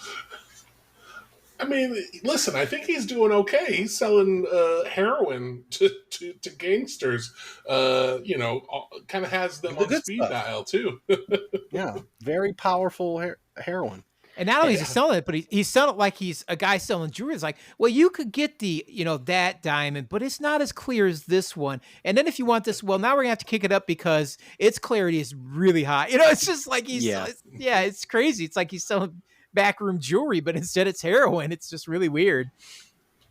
It is trying to. Go ahead, Andy. I'm sorry. I was gonna say trying to hook Vincent up with the girl that's hanging out on the couch. Yeah. Just, wheeling and dealing left and right. And I didn't realize this is like a celebration, almost a 20th year celebration of the Pepsi Challenge. I mean, he references the Pepsi Challenge, and it turns out that was May 1975, and this comes out in 94. But I knew what the Pepsi Challenge was. It's like, you try this, you try that, now you tell me it's better. Yeah. But that was interesting. I still say Pepsi Challenge to this day. I think it kept Pepsi Challenge in pop culture. The other neat thing is, again, another really cool shot. That whole sequence when he's selling the drugs to Vincent is where the camera's positioned, because it's like kind of down low beside the bed, and we're actually seeing the whole interaction from that angle. So you kind of see the drugs kind of in the mirror almost. And it's very, very relaxed situation. You can tell that these guys are friends. Again, the whole conversational atmosphere where, they're having a deal, but they're also, just shooting the shit. Especially, when he's sitting there and he's talking about his car. He's like, man, I had my car in storage for 3 years, and the first day I come out, some guy scratches it. Keyed it, yeah. And he's just sitting there with a stack of money, just having this conversational thing again, just to help kind of move the plot, get you more in the mindset to be more empathetic to the characters that you're seeing. And the other thing that I thought was really funny is when Eric Stoltz is trying to set him up with Trudy, and Travolta goes, "Oh, is that the girl with the crap in her face? Shit in her face." Yeah. No, man, that's my wife. That's my wife. And he goes, "That hurts, man." Like he was apologizing to him and laughing about it. Yeah. But he does. I watched the subtitles. He goes, "That hurts, man." But he does end it like professionally. He looks at him, he's like, "I'm so very sorry. I have no more balloons left. Will a baggie be okay?" He's like, "Yeah, whatever. Put it in the baggie." So it's still the consummate professional, regardless of the slam on his wife's, facial jewelry. And then we get that really, really slow-mo scene of Vincent shooting up. And being a guy who doesn't like needles, I got a little twitchy. And I got to ask Tim, what did you think of that whole thing? You being an anti-needle guy as well. Yeah, no, I could. It's like a horror film for me. Hands are over the eyes. I'm like, you just tell me when I can look. I'm telling my wife, she's like, I can't watch that either. So we're both just like waiting, like, do you think it's safe? You're kind of spreading the fingers apart to look real quick, So yeah, it's any scene with a needle is always, I can watch a guy get shot. I can see somebody lose their head, whatever, run over, blown up. But you bring a needle out, I'm done. That's the milder of the two needle scenes. I know, yeah. That one's almost clinical. And then he, is on drugs, and I guess they simulate that with him driving in his car that he loves. Yeah. And now that we're, driving in the car, so I immediately looked at that and I thought, wasn't it a few minutes? Wait, is this the one where it looks like it's rear projected? Poorly, like it's from a bad 1950s movie? Yeah. Cab ride as well. Yeah, so but it should be surreal here because, like, he's in another altered state. He's taking a ride. How do you communicate that? I mean, what's the movie with the double dildo and the drugs and the guy loses his arm? One I have watched, Joey. One I haven't watched. It's got Morbius in it. I think Andy said it. Yeah, Requiem for a Dream. Requiem for a Dream. I mean, they had their own. You get to see the irises like get huge and stuff like that. There's been different ways. It's like you're trying to communicate to an audience who may have never done any drugs whatsoever, that these people are having an intense experience. Right. I think you just play the Doors music to do that, don't you? That would have also worked. Yeah. It also works in the movie The Doors. And Apocalypse Now. Yes. So then Vincent shows up at Mia's house, and you can tell it. He's just completely stoned out of his mind. And he's having trouble walking to the door. yeah. And he's like walking around. I mean, as an actor, he definitely portrayed that rather well. I don't know if he was a method actor and he really did get all hopped up on heroin to do the scene. No, they actually brought in a heroin addict, a recovering heroin addict, to explain it to him, like, this is how you should act. And I think he described it to him as, imagine you drank a bunch of vodka and then you're sitting in a hot tub. That's kind of what a heroin high feels like. So, which, if you watch him, he's kind of swimming. He's just kind of floating in the doors. So I think he kind of nailed it. Yeah. And that leads us to Fun with Intercoms, which became a wonderful meme. Yes. Of John Travolta kind of like wondering, oh, where'd she go? Where am I? See, that's where I see the error in the film, when she's talking to him and she's like, I'm on the intercom. And he's like, where's the intercom? She's like, over there in the wall next to those statues. And then he walks over and then she's like, you got to push the button for me to be able to hear you. Well, if that's the case, did hear him. You answered him already. So why does he got to push a button? So, well, maybe she just couldn't hear him very well. I'm guessing that she probably said those things as pretty common knowledge, and she's like, okay, well, he would probably say, oh, how do I, hello, or whatever. Yeah, I think she was just assuming of what he was saying, or she could read lips really well. That's what I told my wife. She said, how does she know? I said, and I looked over, like, I'm all knowing. I said, because she can read lips. Oh, okay. If you want to see a similar scene to something like that is just truly hilarious, watch Samurai Cop. There's a sequence in Samurai Cop from like the late 90s, and it's kind of at the tip of my, because I'll get to that later. But there's a scene where the main guy is down on the ground and there's a woman up in a helicopter and she's talking to him without a radio, but yet they can have an entire conversation together. If you ever get a chance, check it out, Samurai Cop. I think the only movie that illustrated that that's the movie logic is probably Shazam. Oh yeah, yeah. They're probably little less than quarter a mile away from one another, but they're up high, but they wouldn't be able to hear each other unless they were in one of those. They were on the other side of a bridge, and it was that echo effect. Yeah, there was no way. Yeah, he didn't have super hearing. He's like, what? Yeah. I think you're saying something to me right now. And again, in that scene with the intercom and the guessing what he's saying, is there's really cool music playing too. Of course. And on all things, a 4-track. I don't know about you guys, but I don't know the last time I seen a 4-track in somebody's house. I think it's just a reel. It's not a 4-track. Tarantino's she's almost like in a little studio, and Tarantino was kind of obsessed with the 70s. So, I mean, from the rundown apartment building that never changed their carpeting on the stairs to the glitzy, glamoury looking Marcellus Wallace's house, but yet it's dated. They didn't really update it. The cameras, I mean, those would have still, they could have had color cameras in his house at that point, but they don't. They're black and white. Which that leads us to our first deleted scene, where she continues to kind of almost torment Vincent because she comes out holding a Hi8 camera and kind of interviewing him. And Tarantino cut it. It was on the VHS. I distinctly remember watching it on there. And he talked about it, and he was recommending to people, he's like, you know what? Super VHS or Hi8 or whatnot. He's like, if you need to shoot a movie, shoot it on Hi8 and then blow it up to film, and it'll look like bad 16 millimeter. Now, while he got behind that, I got to tell you, it wouldn't be cheap to transfer anything to 35 millimeter at any point in history. So, but moving on, they go out to eat. Yeah. Actually, I want to correct. Yes, Tim, you are right. I should have said 2-track reel to reel, not a 4-track. My bad. That's all right. I mean, come on, let's face it. It's the first MP3 player. Dude, I had one of those when I was a kid. I love that thing. You could put like 10 billion songs on it, as long as you didn't break it when you're trying to, spool it up, because we don't see the iPod till 2001. So that's how you got your jam on if you want to listen to a lot of good songs all in a row. I still have a red wax crayon for marking reel to reel, so you could cut it. It sucks. It sucks big time. I'll take your word on that. I haven't cut film.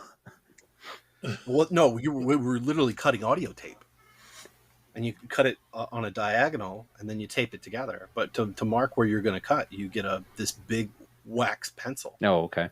And so I've been using it for years, because like I just did it for the one stupid project or whatever. I was already working on dated equipment, and then now I sign cards, and I put a smiley face in the Joe, and then I put little red hair on it with the red wax pencil, which is now not very much shorter at all, and it's 24 years old, 25 years old. Dang. I'm going to use it tomorrow to mark the crack in my windshield to see if it grows, and if it does, I'm going to have to replace my fucking windshield. See, there you go. The first MP3 player in this movie, and Joey creates the first emoji with his red crayon. All right. Well, now we're going out to dinner to Jack Rabbit Slim's, which is a 50s, 60s kind of diner. I thought that it was kind of neat, and apparently, like, other than paying Bruce Willis's paycheck, the most amount of money was used to build the set, which I think was rather impressive, because I mean, you had a center stage, you had all these cars around it, and then you had all the normal dining room seats, and we got to see a lot of iconic 50s and 60s actors and actresses and musicians in the room. So and yeah, an angry Buddy Holly, played by Steve Buscemi. Yes, yeah. They had as many impersonators there as they had patrons. Yes. Yeah. They were overstaffed that night, and the place wasn't big enough to hold them all. I was rather impressed by the maitre d', Ed Sullivan. I thought he had the guy did a really good impersonation of him. He brought a really big I almost show. thought he was Nixon. No, Yes.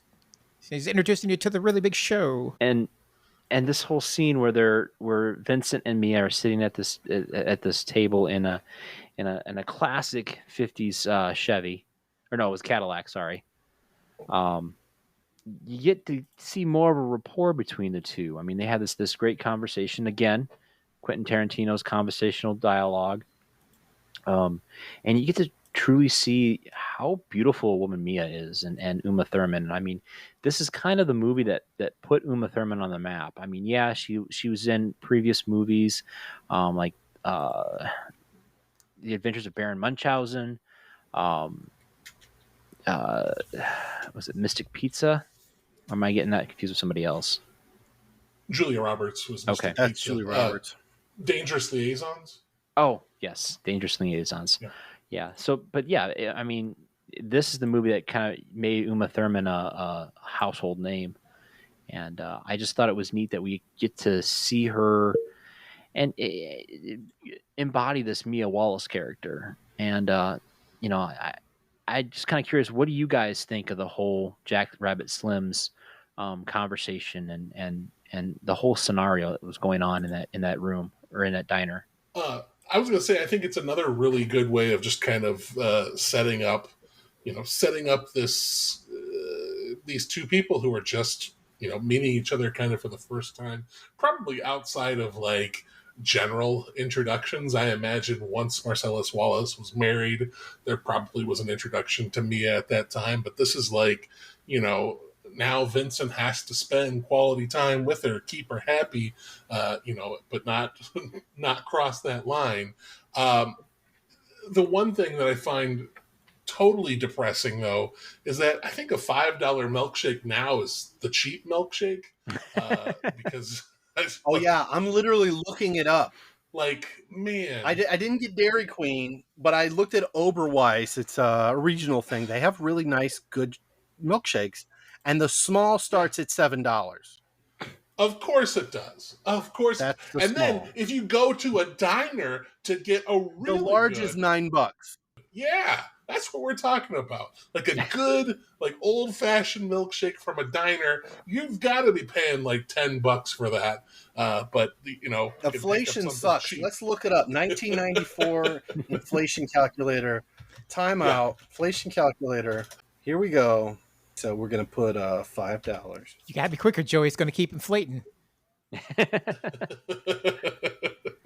1994. I'm just gonna go with January. We're gonna go January to January. I don't think the months are gonna matter too much, except in 2020. 30 years. Oh, Ugh. what is the buying power of $5 going from January 1994 to January of 2024? Can anyone guess what's the buying power of $5 back then today? $12.50. $10.55. That's close. So it would be, let's just say, well, let's be nice. The $10 shake sounds better than $11 shake. So it's like, you'd have to update this movie, you're like, better be a damn good $10 shake. Has it got bourbon in it?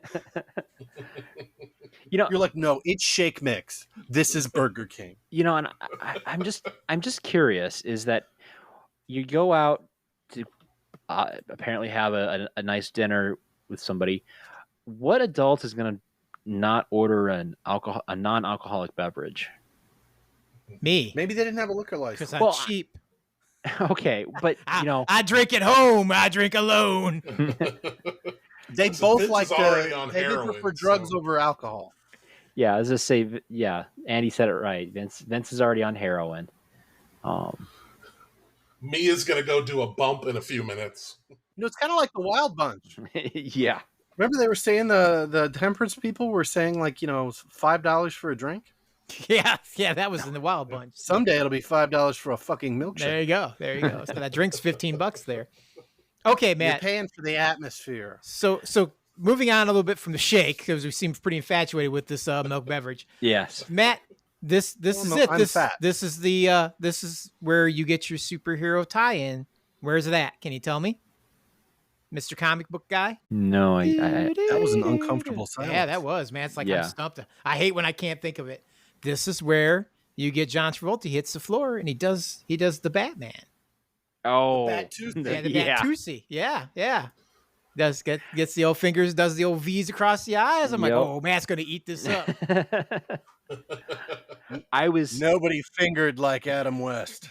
I was more entertained with the fact that watching the scene, I know from an interview that Uma Thurman was very, very nervous about dancing with John Travolta because she was a big Saturday Night Live Fever fan, and so she says to him, she's like, you know, I feel a little nervous dancing with you since you know you've been in so many movies with dancing, you know, how should, and Travolta just says to her, just shut up and twist, and so that's what she did. Nice. And then, but before we get to the whole twisting and dancing, like Andy said, she goes and does a bump in the bathroom, and I just think it's funny that she says, "I have to go powder my nose," and she literally powders her nose. Yeah. I like how they jammed all those women in front of that mirror too, and each one of them is just doing something different in front of the Yeah. mirror. That was a pretty good scene. I like to have that going on. And Did See, anybody react to watching her just do that bump of cocaine? Like they're all so focused on, you know, makeup, hairspray, whatever. And Uma's like, gotta. my guess is they're probably used to seeing something like that in Hollywood or North Hollywood. Yeah. Well, and based on that scene, Joey, I'm going to say that place was hopping that night, but most of the women seem to be in the bathroom, like, you know, prepping themselves up like, continuously. It's like they're all trying to get in front of that mirror, so they just weren't out on the floor. Yeah. And then, let's see. Oh, the other thing that I like, and every once in a while I'll say that same line today is, don't you just love it when you go to the bathroom, when you come back, your food's waiting for you? That is a pretty good feeling. That's how you make sure your food gets to you. Because if you sit there forever, it's never coming. You got to get up and go to the bathroom, because then they're going to slip it in and think it's going to be cold when you get back. I've done that. I don't know how many times I've actually left the table, looked at my wife and said, I'm going to go to the bathroom so our food will come. And it's sure as hell, as soon as I come back, food's there. So So then we get the dance off, and it is funny that, like Tim said, I didn't catch it, but the Batusi, and I'm kind of find it funny that there was nobody else dancing, or we didn't see like any other competitors for the dance off. So somehow miraculously they win. Did they win by default? It would be weird if they showed everybody. It would be. Could do a Rocky montage. That's It's not Dancing with the Stars. It's Pulp Fiction. That's what this movie needed, was a montage. yeah. Or you got to have that like You wanted to see reactions of the other people who were like crossing their fingers, like, "Oh, we got it," and they're like, "Fuck." Instead, they just cut to it's like they're back and she's holding the trophy. Yeah. And then we get them in the house, and they're still happy, feeling pretty good. And I think that there was definitely a connection. You could see a connection between Mia and Vincent. And I'm just curious. So if the night didn't end it the way it did, do you think Vincent would end up sleeping with Mia? oh hell yeah. No. He literally gave himself a pep talk. He's like, "You're gonna go in there, you're gonna drink your drink, and you're gonna go home and jerk off." But he cut it back to even, hey, as soon as he steps outside, he doesn't even drink his drink. He says, "Look, Mia, I gotta go." And then Those are the words that comes out of his mouth before he even sees what's happened to him. yeah. And like, how much time took place between when he walks into the bathroom to when he comes out? Because it seems like some time has definitely passed. And I just couldn't help but wonder, okay, so one of the running gags in this movie is that John Travolta takes a lot of dumps. And he likes to read. Yeah. So my guess is, was he in the bathroom and like after the pep talk, he's like, oh shoot, I gotta pinch one off. And then like he goes to the bathroom, and then like maybe 10 minutes later he comes out of the bathroom. Well, he's swimming, so he's still pretty high. So time might not be going at the same pace for him that it is for the rest of us mere mortals. So he might. No, he took a shit. He could have been in there a He long gave himself time, a just pep like, talk. you cannot sleep with her. Maybe he decided to jack off before he went back out there, so he had absolutely That's no why he's interest. like, I gotta go. He did a Ben Stiller? Oh, That would have been a great idea. Yeah. I mean, Oh, by the way, update: $4.99 for a milkshake, regular at Steak and Shake. They serve it in a fucking glass. It's about the same size. I'm sure it's not as good. well, and you got to realize too, Matt, that they didn't just bond dancing. They bonded when they stole that trophy.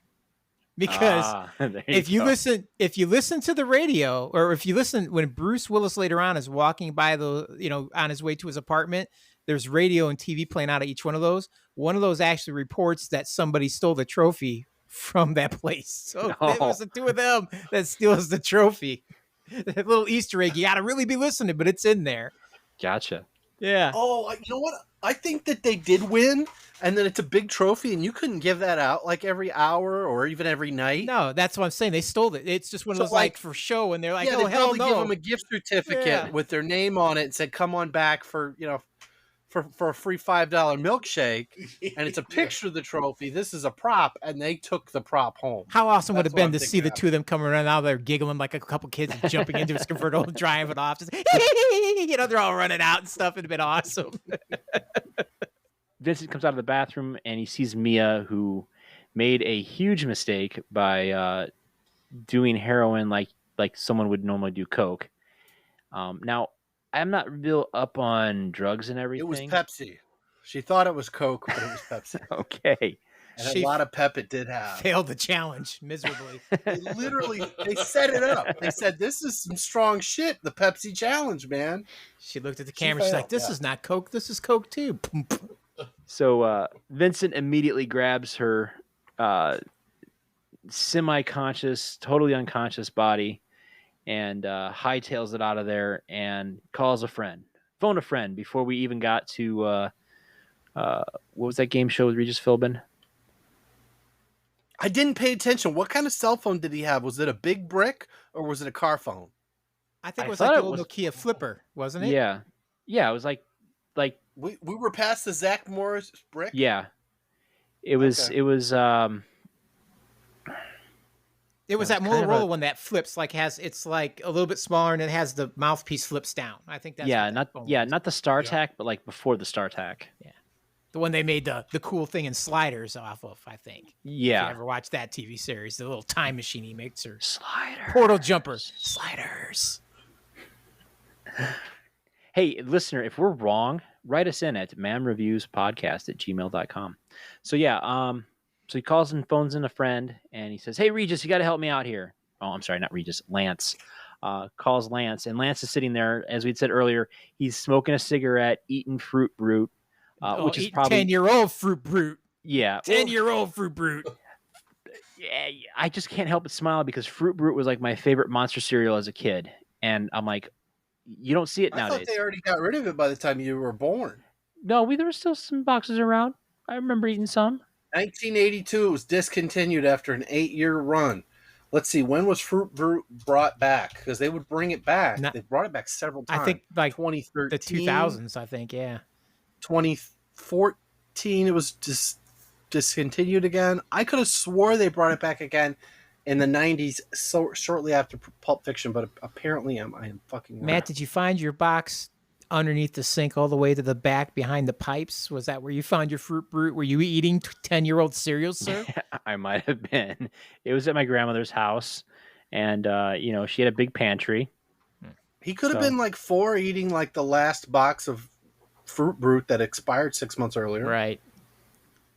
I mean, I was young. I remember eating it as a kid, and then we had Boo Berry. After you sure you weren't eating Yummy Mummy? I'm sure I wasn't eating Yummy Mummy. Because that came out in 88. Yeah, milk and cereal. That's what this podcast is all about. So then we get Seinfeld's favorite podcast. You get to the bottom of the bowl, there's that big like sugar soup down at the bottom that you can't wait to just suck down when you're done. So then I liked it. Yeah, it was delicious. But I'm a sicko. So Lance finishes, moves his cereal out of the way so he can answer his phone, takes his sweet time answering the phone. And then we get this really neat conversation between the two. And I like his sign off of, "Are you on a cell phone? Wrong number. I don't know this person. Hey." And then he hangs up. And then next thing you know, I think he says cellular telephone. Yes. Prank caller. Which is funny because years later now it's all different. Like, are you on a landline? Oh, I don't know who you are. I'm on a cell phone, you dumbass. It's like, oh shit, you're on a landline, aren't you? That would be the opposite. Yeah, that's when you couldn't afford to throw your phone in the garbage as a burner. It's like, oh, you know how much this cost me? It's a $500 phone. No. And so then the car literally crashes into the house, and Lance runs out there. He does some structural damage. Yes. I don't think it was a load-bearing brick pillar, but nonetheless, the neighbors are going to notice. Yes. Yeah.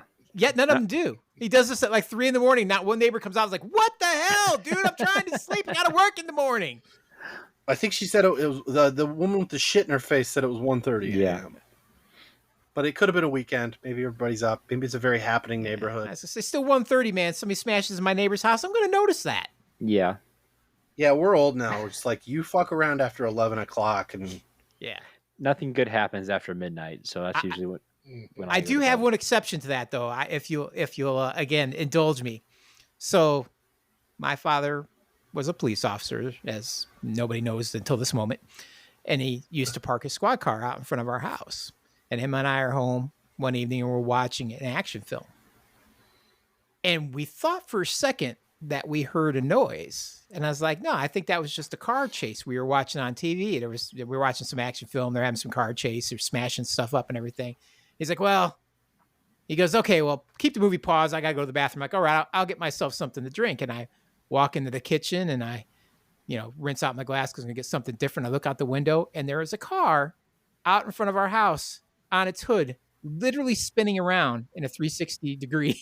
Like it was really weird. It was surreal.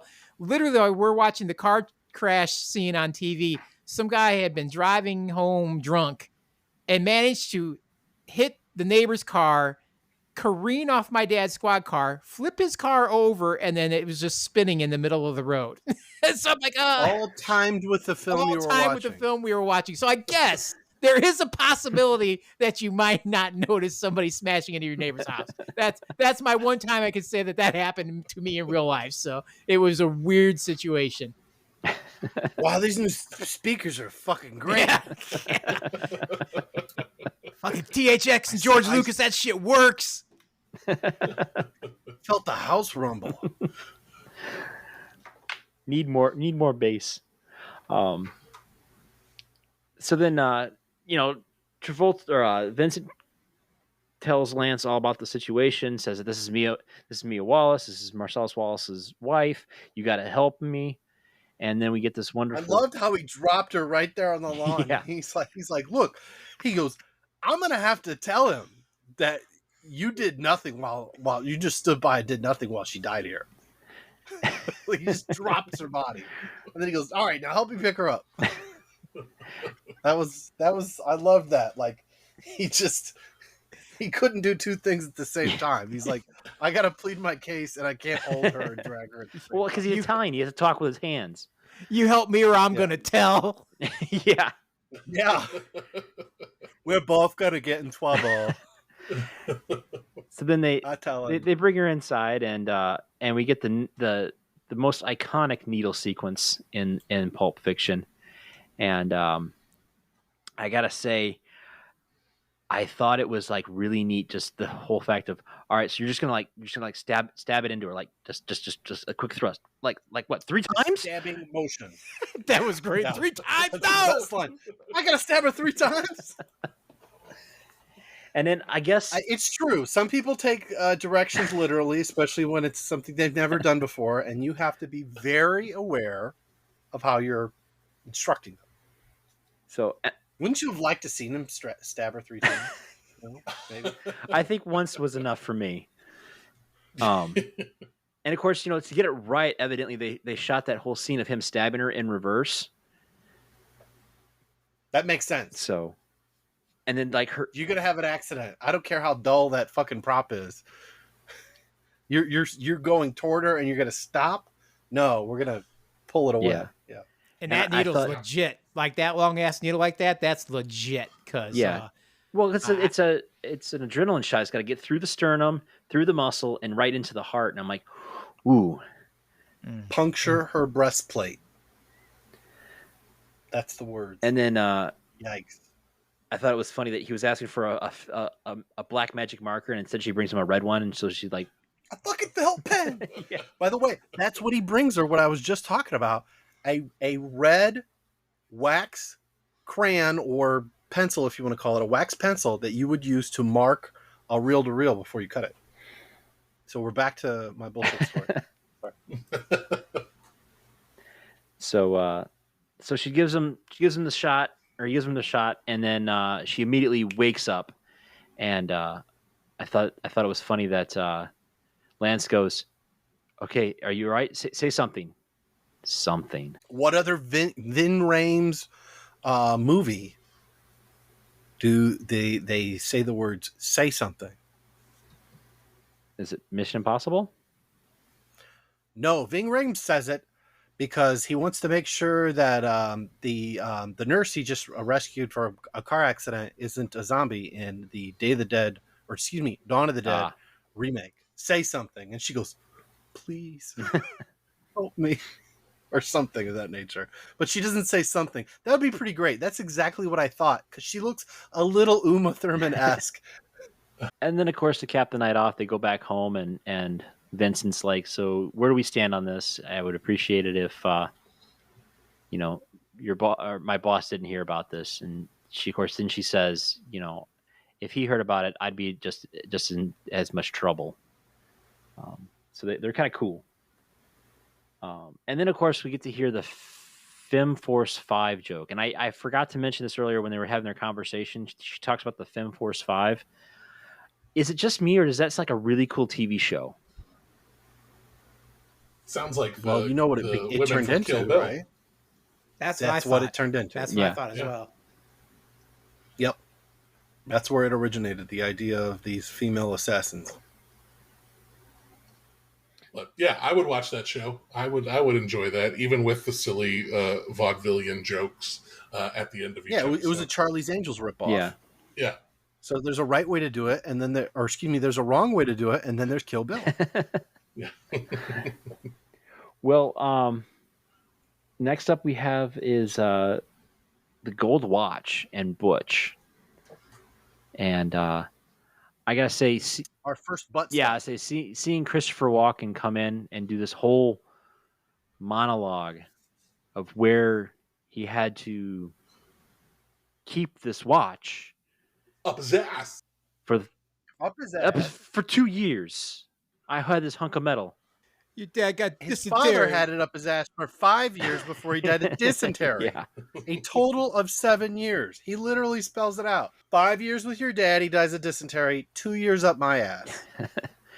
And I've never seen a child so happy to get an object that's been up people's asses for 7 years. yeah, he snatches it so quick, and I'm like, my first thought is, did you make sure to wash everything? Did you take it apart, clean it out real good? Yeah. Yeah, that's going to need a deep cleaning before it gets handed I want off the to deleted anyone. scene where he takes it to a jeweler and he's like, I'm going to need this cleaned. I've cleaned it myself, but I wanted to bring it to a professional. Sir, this watch smells like someone's asshole. I'm gonna need you to put this Funny you mentioned that. in the sonic cleaner for me. I think, Joey, you could do that much better than I can. Yours is spot on usually. Not a big walking guy. I guess what I'm trying to say is, can you clean the watch or what? What See, that kind of wasn't it. chemicals can you use to clear off this stench from being up his ass? Oh, the canes at the Very end was special great. watch. And the Money is no object in cleaning this watch. If you could just do what you can.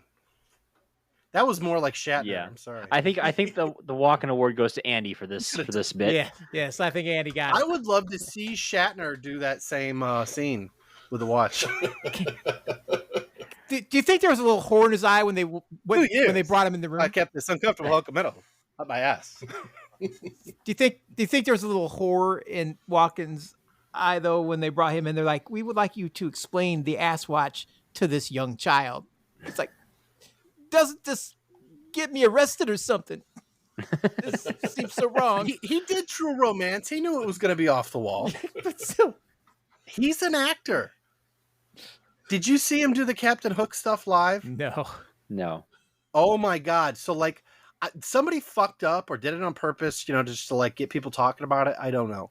But they cut back during the break and he's doing like these verbal exercises while he's waiting for them to come back live and he's dressed up like Captain Hook. I don't have it, but I'll never forget that. And it's like, it's like that was a moment behind the scenes where you're like, he's an actor. He's psyching himself up. Like, he goes in there and, you didn't get to see the fuck ups. You got to see the perfect take. Right. I've got to be prepared for anything at all times. Quentin, should I smell the watch? No. So then once I hand it to the child, can you give me a wipe, please? Just a quick handy, if you will. I can't imagine that man's hemorrhoids, and I'm sitting on a cushion right now. So after the whole watch sequence, we hear a ring bell or a bell ring, like in a boxing ring, and then all of a sudden we cut to Bruce Willis waking up from what I assume was a brief power nap. Yeah, he had a dream, which was a flashback. Yes, which is and it worked. yes, it's it wasn't like the Wild Bunch. yeah, unlike the Wire Bunch, it's a good flashback sequence, and then we cut to outside of the arena. You see a taxi cab sitting in an alley, and you hear on the radio about the boxing match, and then you see a bag come flying out the window, and then there's Bruce Willis coming down the ladder, or actually not down the ladder. He comes out and lands in the trash can, one of those big trash receptacles that you see like the boop, boop, boop, boop. Yeah, Dumpster? That's it. Look, English is not my first language. Grunting is. It was a rectangular trash receptacle. Big trash. Put garbage here. Was that scene from Anchorman? He goes, "Where did you get that?" He goes, "It's a food wrap. It's a wrap I got from the food basket at the end of the line." You mean the trash can?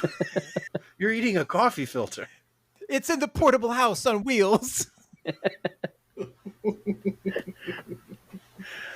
And then he gets from the dumpster into that yellow automobile, and they drive off. And the cab driver, who is this woman named Esmeralda, and again we get that rear projection 1950s North by Northwest kind of driving, and we get this interesting conversation between Esmeralda and Butch about what is it like to kill a man. And of course Butch's reaction was, "I didn't know the guy was dead until just now." And then now that you tell me, I don't feel a bit bad. Which brings us to our second deleted scene, where he it's extended, I should say, and he talks about, he goes, how that guy was a has-been, and that's what he gets for fucking up my sport. I liked that better. Yeah, because in this cut he kind of like feels bad about him dying. He's like, yeah, he's he was an okay kind of guy. And then of course the cabbie drops him off in front of the hotel that he's staying at, and he pays off the cabbie and tips her a little extra and says, if anyone asks you who you had tonight, and she's like, what was it, 2 Japanese businessmen or something like that? Yeah, I believe that's right. And then we get to meet another female character in the story, and out of all the characters in this movie, she's the one I find the most irritating, and that's Fabienne. I'm Fabienne. She really nailed her role. I do believe she was meant to be irritating. I don't see Bruce putting up with that. Like, she's just so childlike. I mean, how long are you going to deal with that before you're like, I'm out of here? Like, I'm not spending the rest of my life with this, Yeah, and she wants a baby. She's like, how would my belly look like with a pot belly? Well, he punch her. He punched her. Speed bag in her belly. Well, I think I know why he sticks her around with her, because she can kiss it really good. Yeah, there was some implication. Yeah, there about kissing things. Will you kiss it? Yeah. It's so nice they skirted around that delicately so we could get to the butt stuff later. the good man on man action later on. Yeah. We get this short-lived love scene, and then we get a scene of them in the shower, or at least Bruce Willis in the shower, and Fabian's brushing her teeth, and then they go to bed, and then the next thing we see is a close-up on the TV on what I would think would be some 1970s action TV show or war movie, and Bruce Willis wakes up again, and we have another 5-minute interlude of them just talking, and then Bruce Willis is getting dressed and he can't find his watch.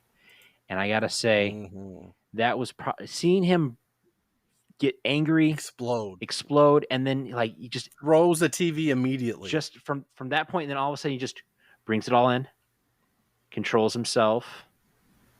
It wasn't your fault. I didn't stress the importance of the watch enough. Yeah, I mean, he suddenly like flips and becomes like this kind of cool, somewhat level-headed guy. Acknowledges that, okay, he needs to go back and get his watch. Yeah, he realized he frightened her too much. Yeah, you think throwing a TV across the room? Talking to himself in the car, the outer monologue. He goes, "My father's gold watch on the kangaroo. Nothing matters. Just don't forget my father's watch." Yeah. He did spell it out. And then I wonder if he threw that TV across the room, if that was improvised to really freak her out. Oh God, no. You don't think so? That's a hazard. Well, those two TVs exploded. Well, that's true. Because I know he threw a prop. Samuel L. Jackson throwing that table across the room was improvised. So I was wondering if the same thing kind of happened here. That was a card table. Well, I'm just saying, and that was like the table like your parents set up for the kiddie table, and there's like some kind of an event. It's like, all right, you kids sit over there at the This, we're going to put the legs out. I mean, I know Hollywood and our actors show such good judgment all the time. I can see where you might be confused with them just, in the heat of the moment, whipping a TV across the room for effect. There's no fucking way he threw a TV, like, unannounced. So then he kind of controls himself, and then he gets back in the car, and then all of a sudden he's back at it again. He's just really pissed off, and so he has to go back to his apartment to get his watch. And I just thought it was neat that his entire drive there, it's like he's kind of calming down a little more, being a little more cautious. And then we get to see his apartment building. And looking at it at first, I thought it was the same apartment building as the Karate Kid because it had a similar layout.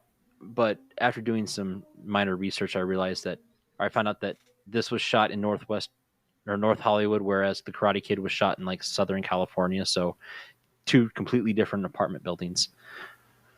But then Los Angeles is big. Yeah. And then of course he sneaks into his apartment, and it looks like the coast is clear. Gets his dad's watch off of the kangaroo on the nightstand. And he sees something before we see it, the audience. Yes.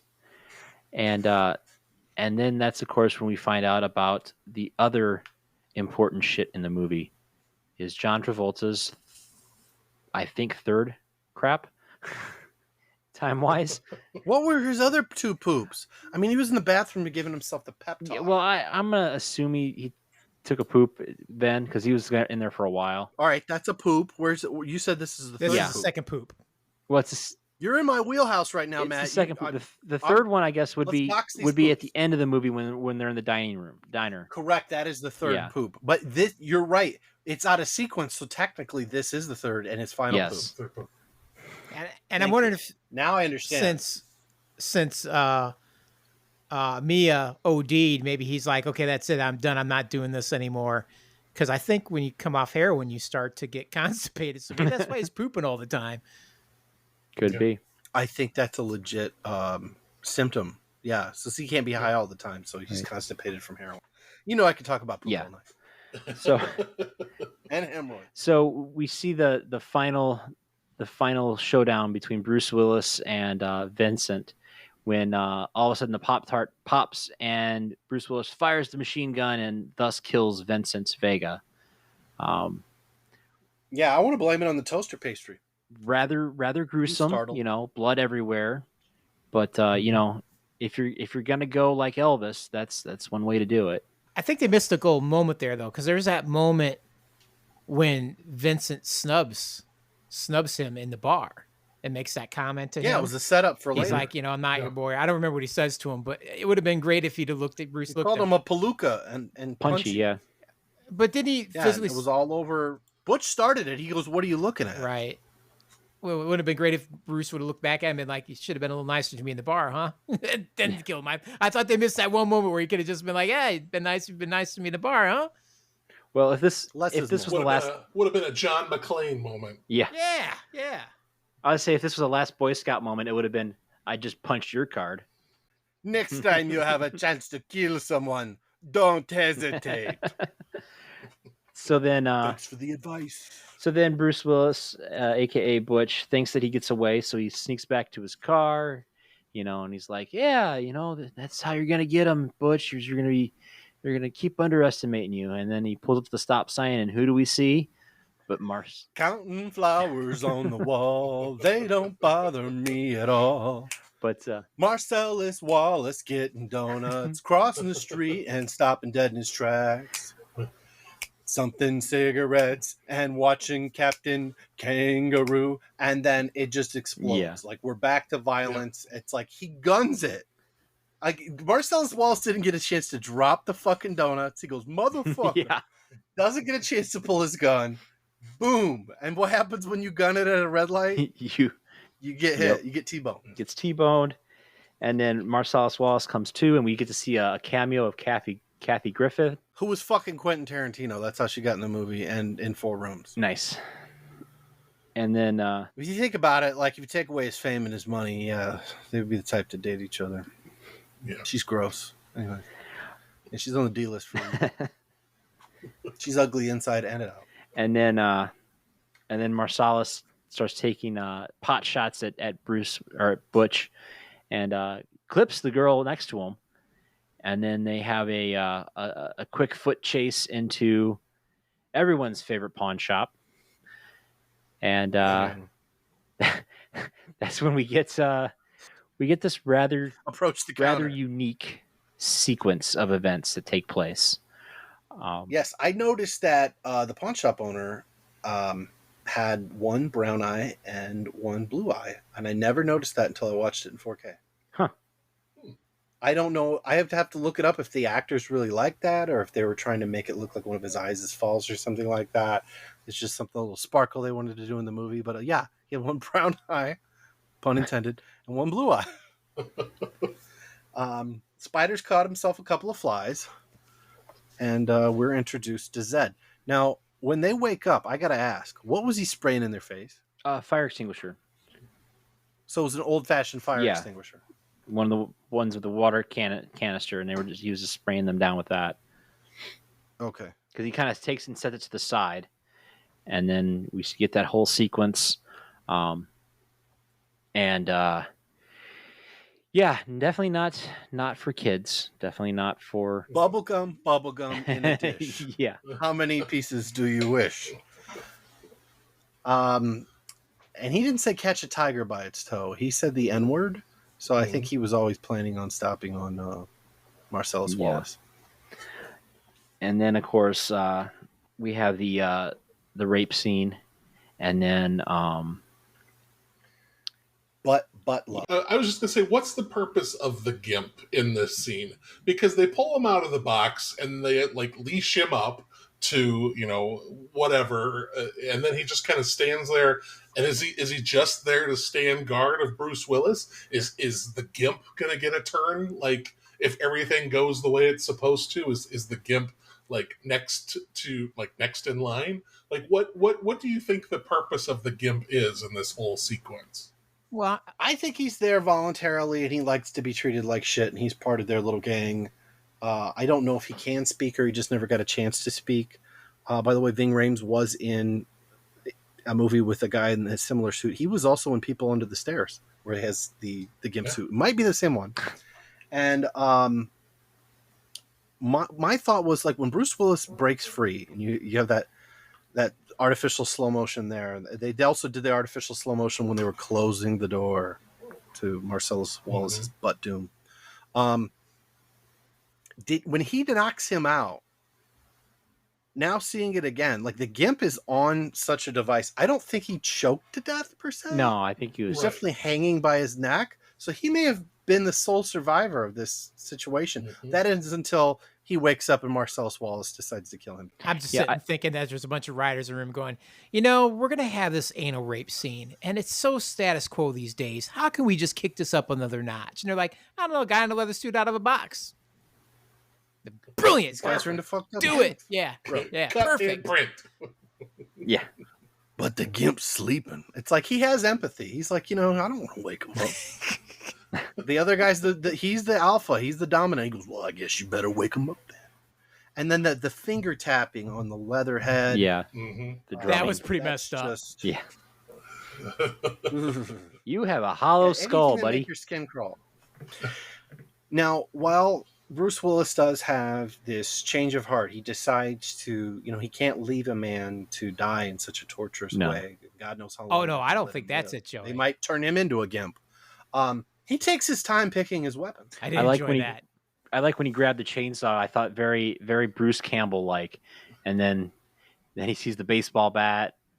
Or was it the baseball bat then the chainsaw? But then we find hammer, baseball bat, chainsaw, and then from the perspective of the sword, he looks up and sees it. Just like the gun on the kitchen table, he sees the weapon first, and then the audience is shown this glorious blade. And I was curious if that was a Hanzo sword, like in Kill Bill. I'm sure that there's some kind of symbol that's carried over. But when he does use the sword, Tarantino borrowed that cheap effect from Enter the Dragon, where the guy, he's already got a red line on him, and he just turns around, right, as if the sword created it. And even in the old Roger Ebert at the movies review, Roger Ebert defends the film. He goes, there's not as much violence as you think. There's very little that they show. They don't actually show him get cut. They don't show him get stabbed. He gets stabbed under the frame of the camera, right? It's left up to your imagination. Originally, how the buttfuckery was too, but then we all get to see the thrusts. I think we saw at least a good three thrusts. And that's the guy from The Mask. It's like, do we know him as anything from other than the bad guy in The Mask and the rapist in Pulp Fiction? Wasn't he in Kill Bill too? Wasn't he like the guy with the truck? No. Okay. It's been a while since I've seen Kill Bill, so. Well, I disagree with Joey on this, though. I think it was you, Matt. I don't think he had a change of heart. I think he was fully just going to leave him down there to his fate. And then I think he had that one where he's like, I ran this guy over with a car and he got back up. If he survives this, and he's going to do even more horrific things than he was going to do to me to begin with. So maybe I should go back down and try to save him because that might make us even. I think that was the thought process. It wasn't, I can't let this guy fall this fate. It was more like, if he survives this, my fate's going to be even worse than it was going to be before. Yeah, I think I'd lean more towards your thought, Tim. Not necessarily a change of heart, but more of a, if I save him, maybe we'll be square. And it turns out. So you're saying it was CYA? Yes. Yeah, it was very much a CYA, cover your ass twice. Thanks for taking one for the team, and let me let you out of this predicament now. Are we good? He saves Marcellus's rear after it's been But beaten. did he? I don't think he really did. He's a little late. Late. Zed didn't get to finish. Yeah. I'll set him up. You knock him out. There you go. And you notice when that next scene starts, that dude never moves again. He's just always just moving his head because I think walking's a little hard for him at that moment. And then we find out that they're square, and basically Marcellus tells him, get out of town now, and never come back. Your LA privileges have been revoked. And then we get one last scene of Bruce Willis looking back on Ving Rhames, and you don't see him move. He just holds his hand up and waves goodbye. And I thought, he never looked at Butch again. Yeah. Butch was holding his sword on him, he's waiting for the answer. Yeah. And then of course we get the chopper scene where he hops on the motorcycle, and we go back to Fabian.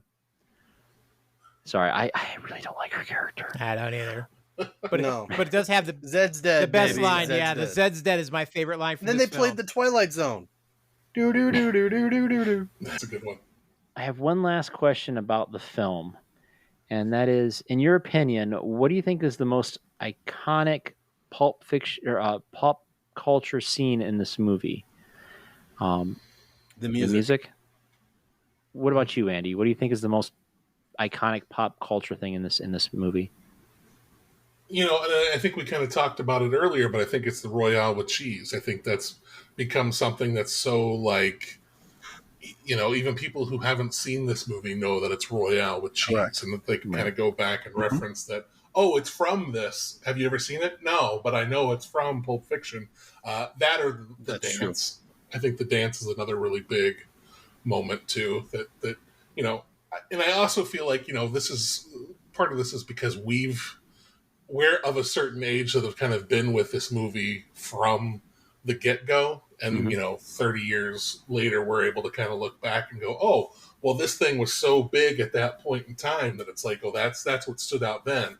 But yeah, kind of now I think the thing is Royale with cheese. How about you, Tim?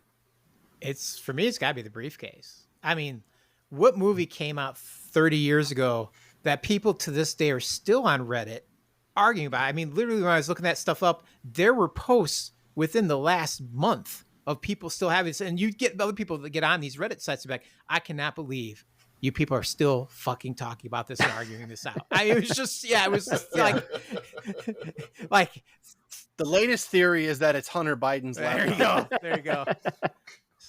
So yeah, I mean, if you could argue about something for 30 years, you've made something pretty iconic. Yeah. How about you, Matt? Well, I think mine is the whole Ezekiel 25:17.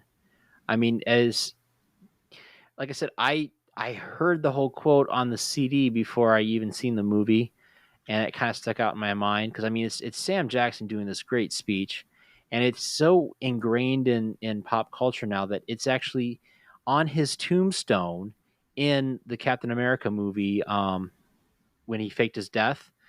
On his gravestone it Yeah. says Nick Fury, and then it has like all this stuff, and then Ezekiel 25:17. Mm-hmm. So, but yeah, I mean that alone, just the fact that there's so many different pop culture references in this movie, just tells you that how much this movie has become so well known, and it is such a huge movie that is definitely belongs in the 1,001 movies to watch before you die book. It redefined what a GIMP is and made GIMP a household word. Any last minute Bring out thoughts the on the film itself before we dive into our closing death clock? No, I guess the only thing I'd say is, amazingly, as much as I can talk about this movie, I'm not a super big fan of it. This is a movie that's never really clicked for me. I know you probably wouldn't get that from the conversation we just had, but I'm on face value, I just feel like it's a movie about nothing. I mean, it's a bunch of weird, random, disjointed events that are all kind of tied together by a common thread, which is Marcellus Wallace. I think it's got some great ideas. I love some of the scenes, but I feel like it kind of like they had a base of what they wanted the movie to be, and they kind of just tacked this other stuff on, and it worked. I mean, it worked very well, especially in the way that they edited it. But I enjoyed several of those parts, but some of them I feel a little lackluster too. So, but with that being said, I still see the significance in the film. I understand why the people who love it, and I also understand why the people who don't love it. So, and it's just like I said, it's always been a weird one for me, and that's why I've only watched it literally 3 times in my life. Once in theater with my wife, once probably on my own when I thought I needed to have it again on DVD, and then for this podcast. And I don't know if I'll ever watch it again. Yeah, to be honest. Is it worth taking 2 hours and 34 minutes off of your life if you've never seen this movie before? I think it has to be. Yeah. So I'll give mine right now, even though. But it's not for everyone, and it's not necessarily repeat viewing. Not for me. How about for you, Matt? Pulp Fiction is one of those movies that I'll pop in once in a blue moon. So, I would definitely say it's worth taking time off your death clock to watch it. Just for the sheer fact that I think this is Quentin Tarantino's like apex movie. This is when he truly got dialogue down. He truly got story. He was developing the way to tell stories. It's got a lot of his favorite kind of 70s music in there. The music itself is kind of iconic. And I think all of that kind of wraps it up into this movie that you should take some time off your death clock to watch. But yeah, Andy, just kind of give you a heads up. So we have this thing called the death clock where we just got done watching this movie. Would you recommend it for somebody else to watch, to quote unquote take time off of their clock that they have before they die? Like like the book says, 1,001 movies before you die. Is it worth taking time to watch this movie? Yeah, for me, absolutely. This is, I kind of feel like this out of all of you guys, this is probably I might be the most pro Pulp Fiction. This is one of my favorite movies of all time. One of those movies that I can always go back to, and one that always feels like an event to me. Like it always feels like whenever I sit down and watch Pulp Fiction, it feels like I'm watching something special. And so I think for that reason, this is something that's certainly worth the 2.5 hour runtime, because it feels a little unlike a lot of. I mean, it certainly borrows from other movies, but I don't feel like there's anything like Pulp Fiction. In the things that it covers, the genres that it apes. I think it's a pretty unique piece of cinema, and I love it. So. Yeah, I think it's worth your time. How about you, Joey? I also agree that it's worth taking time off your death clock. It's not repeat viewing for everybody. There's movies with much more disturbing rape scenes in them, like the 2009 Last House on the Left remake. That is way more disturbing, and with a beloved actor being the bad guy and a very innocent character being the victim, versus Marcellus Wallace being, of course, an asshole gangster, pun intended. So there's more disturbing things. I feel worse for Ned Beatty in Deliverance because he seemed like he was a nice guy. So it's definitely worth taking time off your death clock, and it reminds me of being younger and watching this movie again and again. It reminds me of being in my dorm room on a Saturday afternoon, watching it on VHS again. Vincent picks up Mia at the house, arrives at the house, across the catty corner across the hall from me. My friend Tony is sitting in his dorm, Indian style, crisscross applesauce on the carpet. The door closes. Then, by the time that they had gotten back with the trophy, the door is open. Tony comes into my room and tells me, I just had sex with that girl. And I was like, wait a second. So you guys went from like just sitting and talking on the carpet to making out to having sex and she's left? He's like, yeah. And then I look and she's talking to the guy that's now directly across the hall from me, and the door closes. Dude, I think you just had sex with a hooker. More Pulp Fiction. We watched some more Pulp Fiction. Oh, she was doing this for free.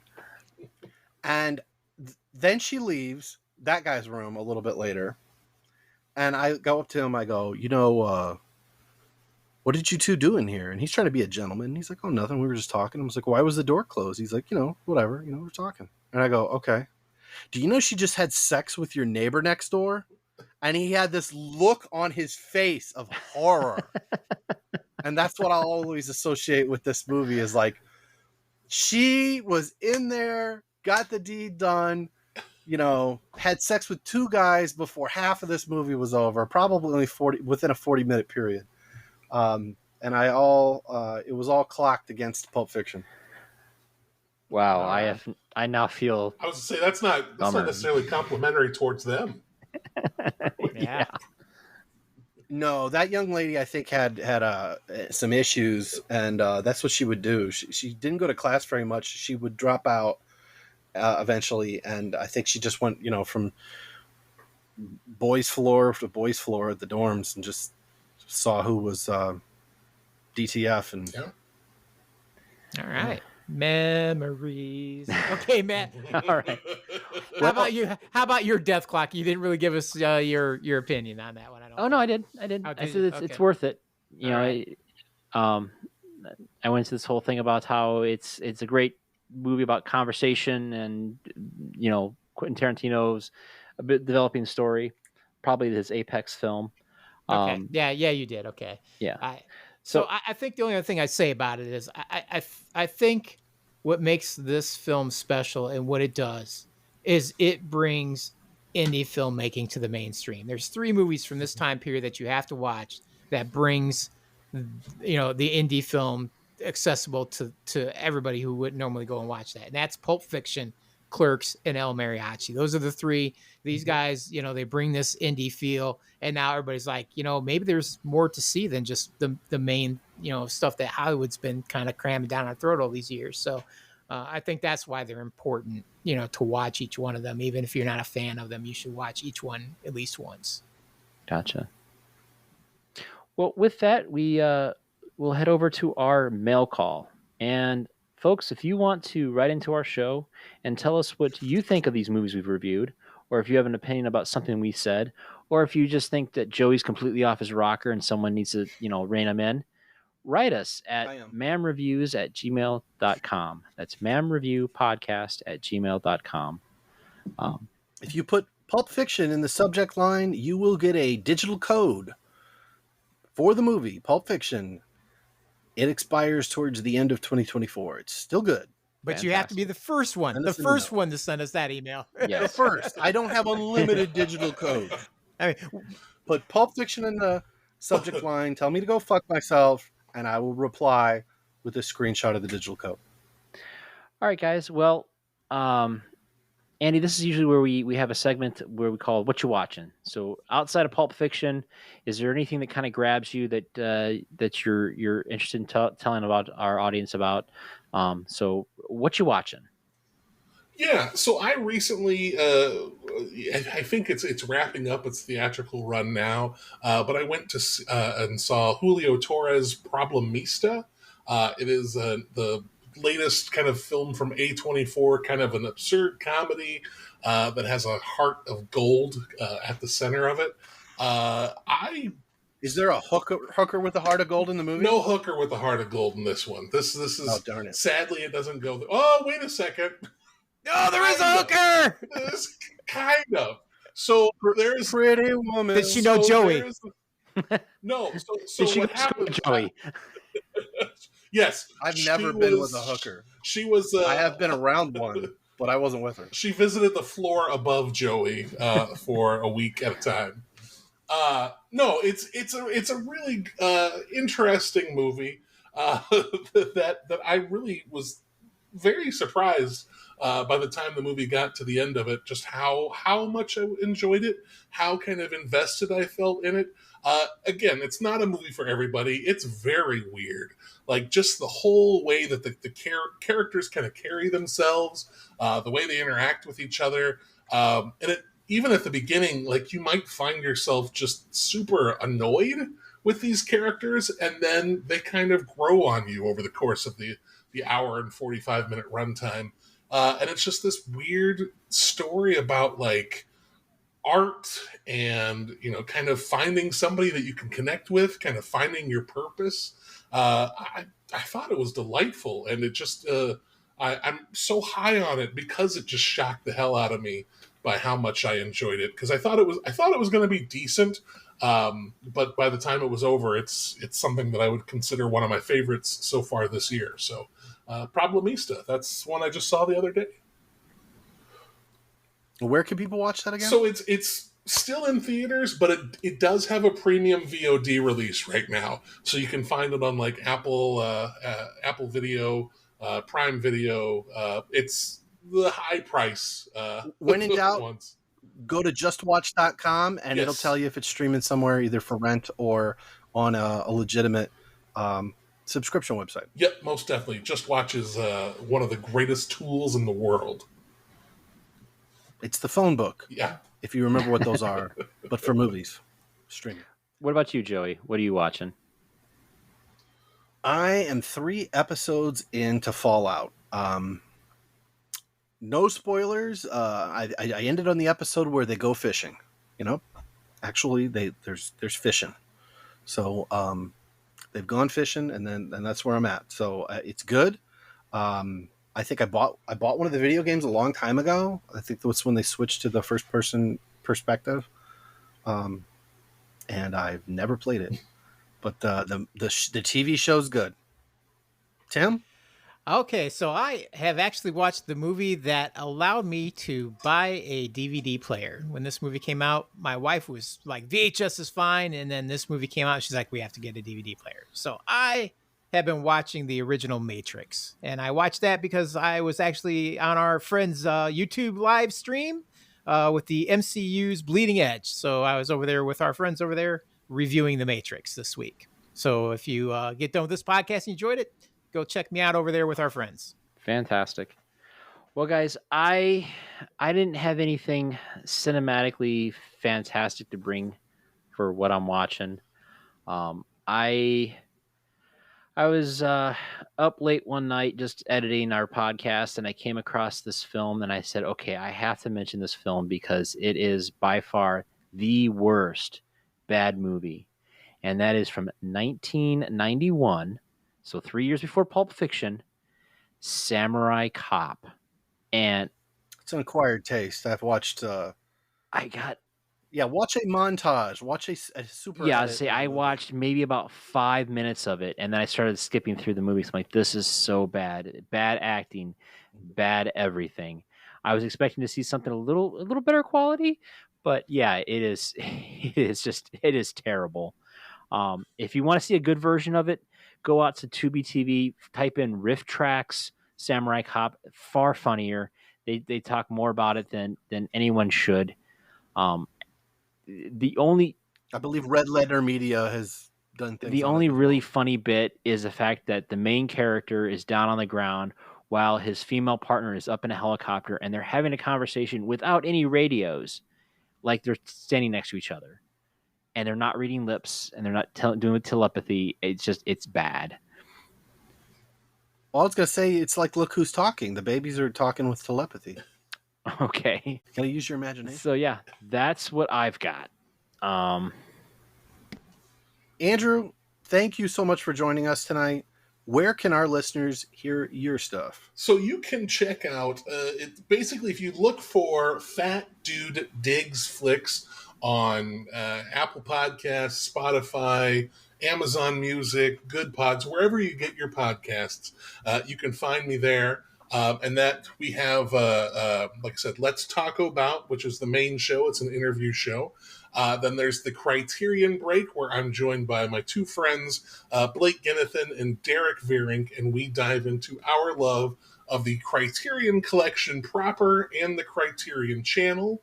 And then is the Balcony, and that's kind of everything else, kind of our journey from the art house to the multiplex and everything in between. And it's just three guys like you guys, three guys just talking about movies. So a good time. All right. Well, thanks again for coming. We appreciate it. It's been a great time. I hope you've had a good time as well. I really have. It's been a blast. You guys are great. Thank you. All right, everybody. Well, thanks for listening to the Middle Age Movie Reviews podcast. We hope you've enjoyed the podcast, and we all hope you at least go watch Pulp Fiction at least one time. And if you love it, you'll hopefully watch it multiple times. Subscribe to our show on Spotify, Apple Podcasts, Podchaser, and YouTube. Check out more of our stuff on Facebook and Instagram at Man Reviews, as well as episode posts and news on X. We're also part of the Electronic Media Collective Podcast Network. Good night, everybody. And just remember, if a stranger, somebody you don't know, is offering you free pizza, you don't know where that pizza's been. And your neighbor could have had their dirty hands all over that pizza right before, you're eating it. So just say no to free pizza from a stranger. Good night. And no one's half the battle. G.I. Joe.